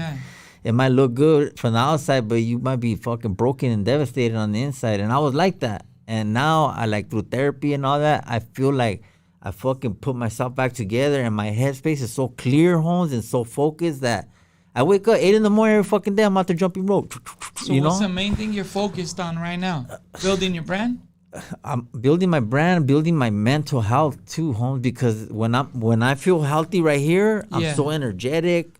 I'm fucking making fucking licuados with strawberry banana and fucking protein powder. Like, when my mental health is fucking good, Holmes, I could fucking conquer anything. And that's how I feel right now. Like, if I just jump on my bike and I came all the way from fucking Riverside. That's a good space to be in, though, big dog. You know, I show up for whoever invites me, dog, and shows me the love. Fuck, Holmes, I'll fucking pull up. Have you ever tried to ride that Harley backwards? I had a hyena sit on it backwards. Who gave him a mushroom? I got the picture too, no cap. No, somebody said my jokes were horrible tonight, so I just wanted to add it to it. Sorry. But serio, like, I don't know, food. I just love everything about this food community, like you said. That's Holmes. good shit, big dog. You know, what I mean? You a fool for life or what? Fool, I'm a fool for life? Yeah, for life. We fools for life right here. Whoa. Hey, I love you guys. Hood stocks, baby. We fools for life. Don't play with this shit, dog. Hey, you know what I mean? It doesn't need, you don't need, check it out. We putting a whole different definition on what it is to be a fool. You could be educated. You can be smart. You can be spontaneous. You can be putting out some funny ass content. You can have a fucking podcast. I mean, bro, there's a lot of fools watching this shit right now. So I want to give you. Okay. Homie, I used to do videos before, like years ago, and my homeboy used to make me feel like I was acting stupid, and then I would tag like Fools Gone Wild, or I would tag the food community, whatever, and they would say I was dick riding, and I'm like, fool, like, I relate to these motherfuckers. They're just like me. So how is the Fools Gone Wild like there? Have you met the cats in the background? they're all my homies, dog. Commitment Soldier, Puppet Master, Young Beeves, fucking George Perez. You know, you got Local Pets. You got everybody out here, fucking homies. Commitment Soldier. Yeah, hey, homie. I'll tell you one thing about that motherfucker, Holmes. That fool has fucking held me down in these past 16 months. He's a fucking weirdo. I had to block his ass, dog, because he couldn't stop calling me, bro. You know what I mean? Lucky, you can't in your post right now. You know what? That fool just he's genuinely concerned, Holmes. You know what I'm saying? Fucking stay out my business, Commitment Soldier. Fool, come on, Holmes. Commitment Soldier, Holmes. Me la rayo, Holmes. And like, you know how you say, this motherfucker checks in on me, Holmes. He didn't have to call me. I met him at the Food's Gone Wild because I walked in. I told him I was part of the show, so they let me park VIP. I'm sneaky like that. You know what I'm saying? You look sneaky, bro. I feel like I can't trust you in my house. Nah, you could trust me, fool. But I try to get backstage every time. Yeah, you know I know, bro. And that's fucking, good, though, bro. Yeah, and I usually get there every time. I think just once at the Art Labo, they didn't let me because they were real strict. But whatever. Too strict. They were real hooters everywhere. But anyhow, fool is just like, I forgot what the fuck I was saying. Everybody give it up for Flyboy Inc. Whoa, Flyboy. Tap Give in. all your plugs, bro. Let them know where we at, what you doing, bro. How they can support you, bro. And let's all right, look. So I'm Flyboy Inc., homie. I tattoo sick as fuck, homes. I draw. You know, I'm always putting something together. Art shows, T-shirts, I merch, whatever. I'm just trying to blow the fuck up. You can find me at Bridge City Tattoo and Rialto, homes, or hit me up Flyboy Inc. I'm on TikTok too, homes. Just type in Flyboy Inc. on everything. And I'll pop up.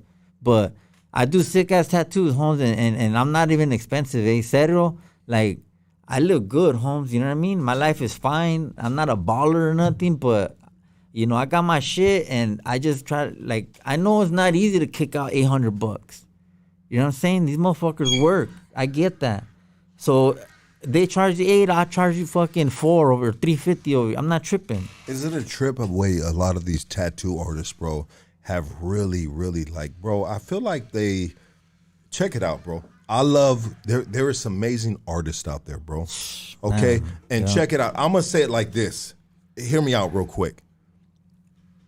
So the cats, bro, check it out. These dudes are charging too much. Let me just get to the point, bro. These dudes, bro, are doing way too fucking much for something that they ain't ever, like, yeah, you got good at it quick, or you been doing it and you put your time and you got good, bro. But like, homie, if you ain't from the fucking streets when that shit was not accepted, or I don't know, I might be talking a little bit of shit right now, but I just really feel like these fools are doing way too much with the prices, dog. Well, like, bro, you know, I think it's almost disrespectful sometimes, dog. I think some fools, with the prices of fucking tattoo shit, bro. I think some fools deserve what they charge. Some fools, you know what I mean? Not everybody, but you know, you get what you pay for. That's the saying. You get what you pay for, and some people don't want to pay, you know. And they're lucky this motherfucker like me, homie, that showing love because I could be charging $800 That's too. who I like to fuck with, bro. Cats that are talented, they're skilled, and once upon a time ago, bro, they were doing tattoos for a high, for some sopitas, homie, for shit like that. Those are the dudes you really want to fuck with. And check it out. You get those dudes' art on you. Hey, you have a story about the artist that tattooed on you besides some dude that just got good at it, you know what I mean, living in, go check out my work, Flyboy Inc., homie, on Instagram. I'm telling you. Go past all the skits. Tap in with the homie. Go past all the skits, because there's more skits now than fucking tattoos, serio. But there's some good tattoos in there, homes. And, you know, look at my shit and you know, fuck with me, dog, you know. I'll hook it up. No trip. Everybody give it a Flyboy Inc. We are out of here. We'll see you Saturday. Saturday, we got a homie from Matavia that's coming in, and he's a counselor. He's a case manager for Homeboys Industry. We'll be back 1 p.m. Saturday afternoon. It's an early podcast, you know what I mean? And not only that, but check it out. Sunday night, we got Beaver. And Beaver's back because that motherfucker wrote a book. I didn't even know that fool can read. You know what I mean? Like, I don't even know if it's a really reading book. It might be a coloring book. I'm not sure. But we're going to find out Sunday night. So we got the homie from Matavia coming in. 1 p.m. Saturday, and then Sunday night, back to back like the old school Lakers. We got Young Beeves coming through. We love you guys. Thank you for the support. Check it out. I took time off from work just so we can get this fucking grind back right here, dog. 2000, Check it out. 2003. I took time off from work. I'm losing money just so I can fucking get back in this shit and say, hey, we them dudes. We them dudes. We've been doing this shit. We them dudes. Hey, homie, and I just want to say that I appreciate you for bringing me on, dog, because, like, being on a platform like this, for me trying to come up, like, I know that this is going to do a lot for me, you know, and I appreciate that shit for just giving me a chance, because you didn't have to do that, you know? Shit, easy, baby. Tap in with the homie. You pulled up, bro, Yeah. and I was like, all right, that just fucking, check it out. Like I told you, I shot the homie down at first. I said, bro, we don't do reruns right here. You just did the fucking whoop-de-whoop podcast. And, you know, what else are we going to do right here? We get, you know, pop. And homie still pulled up, no feelings. Love. He came through and gave, yeah, this fool was fucking cutting me down every time, at every corner. And I was like, I'm not tripping, fool, because I don't trip like that. Nah, He's much a good love, dude. big dog. And honestly, bro, this is not a test. This is not me. You don't need to be put through nothing. I am nobody, bro. I am just me that has this platform, bro. And that's all of us. We all have a say-so right here, bro. But let me tell you this, brother. Anything we can do for you, anything. We got you, dog. Thank you, dog. Everybody give it for Flyboy Inc. We were